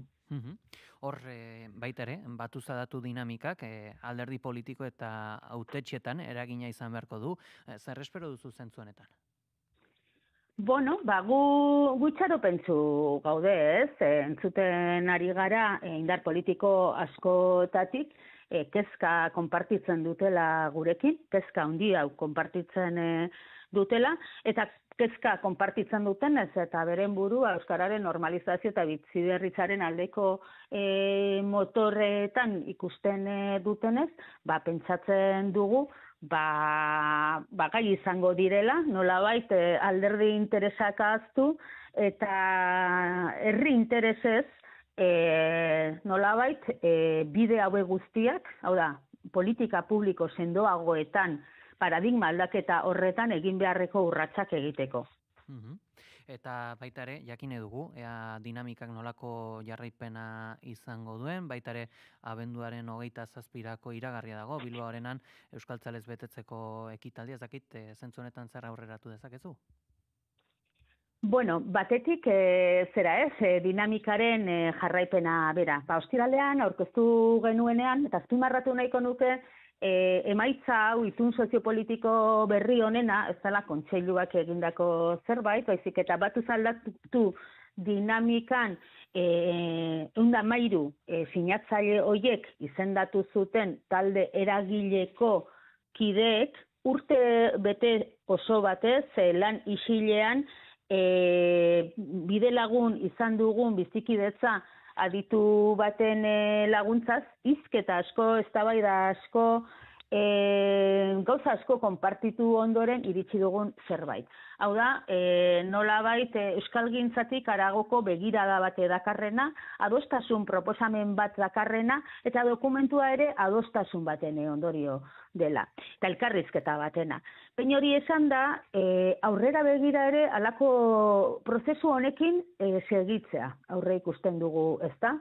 113 sinatzaile ditugu, Adostasun garrantzitsu bat da, ze hor dauden eragileak askotarikoak dira, hasi atletiketik eta pentsiodunen elkarterataraino edo bilgune feminista daño, baina uste dugu adostasun oinarria zabaltzea ezinbestekoa dela euskararen normalizazio eta biziberritzarekin aurrera jarraitzeko. Orduan, hemendik aurrerako alegina izango da batetik eragile berrietara jotzea, proposamena aurkeztu, zaien ekarpena jasoz eta elkarrizketa sustatuz. Eta zehazki badaukagu asmoa 2026 udaberri bueltan, bi foro handi egiteko bat eragile ekonomikoekin eta beste eragile politikoekin. Bai? Terreno hori esploratzea da, orain dagokiguna.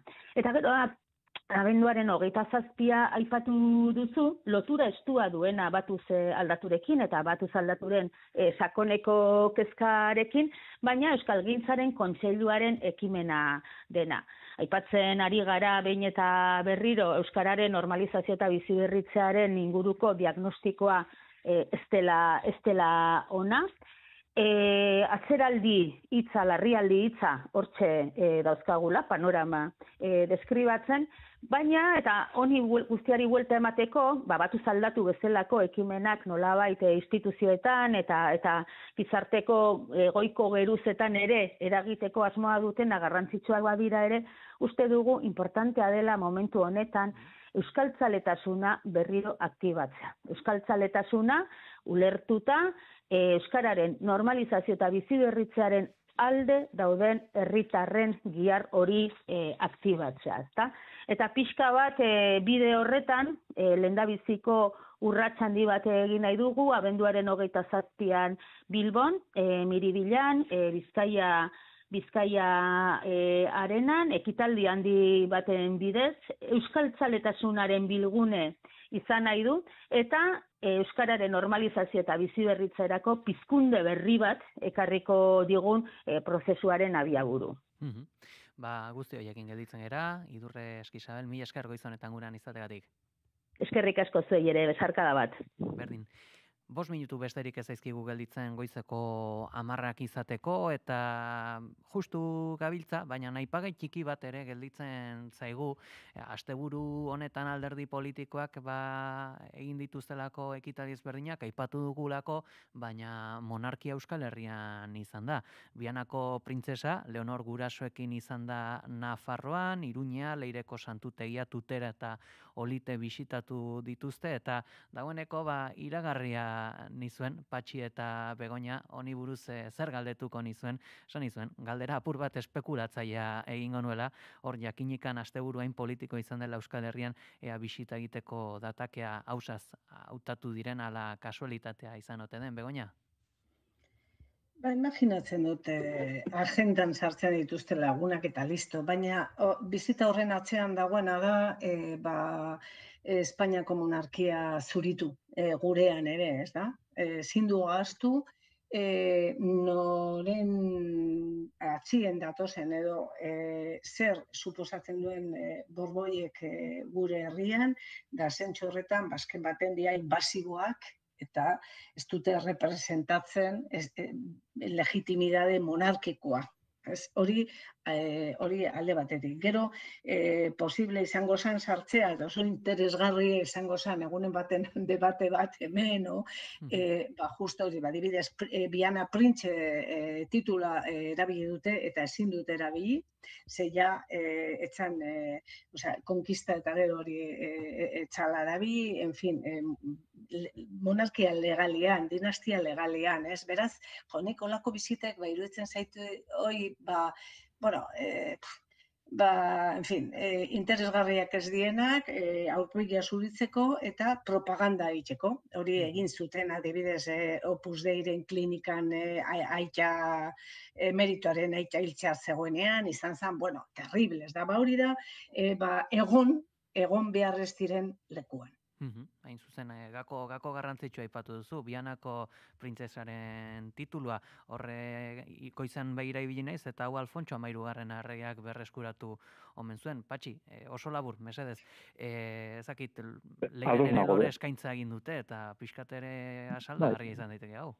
Bai, baina jendearen onikuspen oso gutxi eta oso persona gutxi hurbildu zaizkie beren kortesanoen multzotxoaz aparte. Bai, normalki gauza horiek pensatuak egoten dira propagandako ekitaldi bat gehiago izan du da, eta ez du beste inolako importantziarik izan. Badago, horren aurrekaririk, Juan Carlos Bera lehendabiziko aldiz etorri zenean Iruñera, hanginen orain zaharrak garen batzuk eta orduan jarri ziren kartelak gero poliziak kendu zizkiguten eta horrelako kontuak, baina beti egiten diren gauzak dira. Orduan propaganda hutsa monarkiak jendearen adostasun bat bilatzen duelako, hori nola edo ala eskuratu nahiko lukelako, eta hortan ibili dira, ez dute arrakasta hondirik izan du. Hain zuzen, hor kontraprogramazio latza, izango zen seguraski San Fermin txikitoko festak seguraski, hoiek jaun eta jabe eta asteburuko erregere. Bai, San Fermin txikitoko gora beratan ez ziren sartzera ausartu ere egin, bai. Eta askoz interesgarria hau, San Fermin txikito ospatzean. Ja, ez dago dudarik, batez ere ilunabarreko 10 edo gaueko 10 aurrera. Zuek badakizu orduan zerbait. Goizeko 10 dira, Patxi Zabaleta eta Begoña Arrasti, mi esker goiz honetan gurean izateatik. Besarkada bat. Eskerrik asko. Agur, Agur. Bai, Patxi.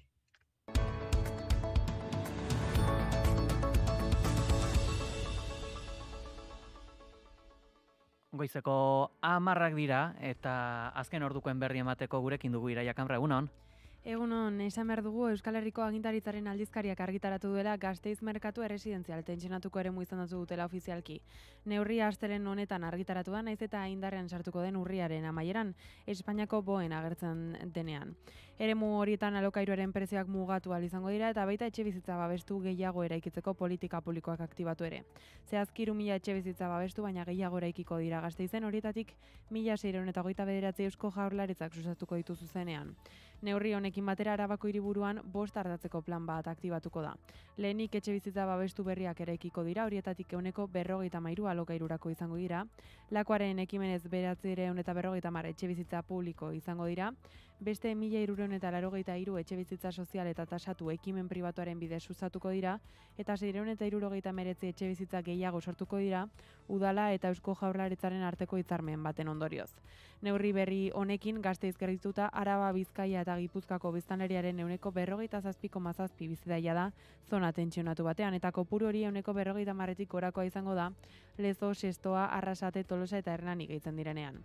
Bestalde, Euskal Herrian Euskaraz taldeko kideek Euskaraz bizi nahi dugu leloa margotu zuten larunbat goizean Baionako Pirineo Atlantikoen departamenduaren egoitza parean. Ekintza horren bidez, Euskal Herrian euskarazek salatu nahi izan zuen euskararekiko instituzioen jarrera, izan ere euren hitzetan euskaldunak bigarren mailako herritar gisa tratatzen gaituzte. Euskararen erakunde publikoaren egoitza ere bada eraikin hori. Elkarteak gogorarazi duenez, euskararen erakunde publikoaren aurrekontua izoztuta dago 2017tik, eta naiz eta hainbat eragilek aurrekontua bikoiztea eskatu, joan den ekainean jakintzen aurrekontuak 110% igoera hutsala izango duela. Euskal Herrian euskaraz taldearen ustez horren atzean daude departamentuko agintariek Parisen egindako presioak, eta horren ondorioz euskararen normalizazioa etenik gabe kolpatzen ari dela ohartarazi dute. Margoketak egin zituzten 4 lagunak poliziak atzeman ditu tokian bertan. Eguraldia eta trafikoa naiz irratian. Errepidetan badago nabarmentzeko jazurarik? Goizean esan dugu bilgailuren arteko istripua izan dela 8an, Barakaldon Donostiako norantzan. Istripua amaituta dago, baina autopilaketak mantentzen dira, beraz kontuz puntu horretan. Hauekin gelditzen gara, eskerrik asko Iraia, eta eguraldiaren nondik norakoak ere jasoko ditugu, Ikerri Barruzea. Motelantzeko eguraldia izango dugu asteari ekiteko.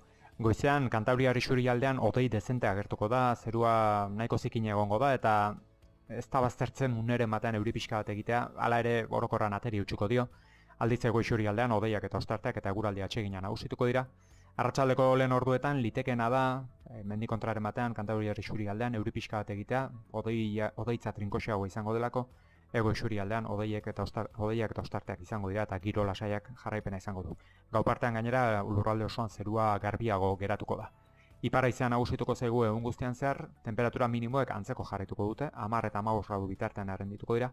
Maximoek aldiz behera egingo dute, Kantabriar isurialdean 18 eta 20 gradu bitartean errendituko dira, eta hego isurialdean 17 eta 22 gradu bitartean, temperatura freskoenak berriz ere Araba eta Nafarroa erdialdean eta Altu Xamarradoen lekuetan neurtuko dira, altuenak aldiz herriberan. Guzti hauekin gelditzen gara, eta joan aurretik beti bezala agurtuko ditugu bigarren kafeako kideak, Iñigo Asensio eta Goiure Zeiza, egunon? Egunon. Bueno, nolako kontuak izango dituzu gaurkoan aipagai? Bueno, segulako galdera interesgarria bota digu Lander Kornago gure kolaboratzaileak. Esan. Eta, bueno, esango dizut, abertzuk zer deritzozun. Kontua da, zergatik gustatzen zaizkigu elikagai kurruskariak, eta zer gertatzen zaio gure garunari crunch soinua entzuten dugunean? Ba, ideiarik ez, baina gustatzen zaigula hori jakina da. Metafisikoa oiasko kurruskariaren inguruan egingo duguna. Ba, arekin hariko gara horren inguruan eta gastronomiaren inguruan noski.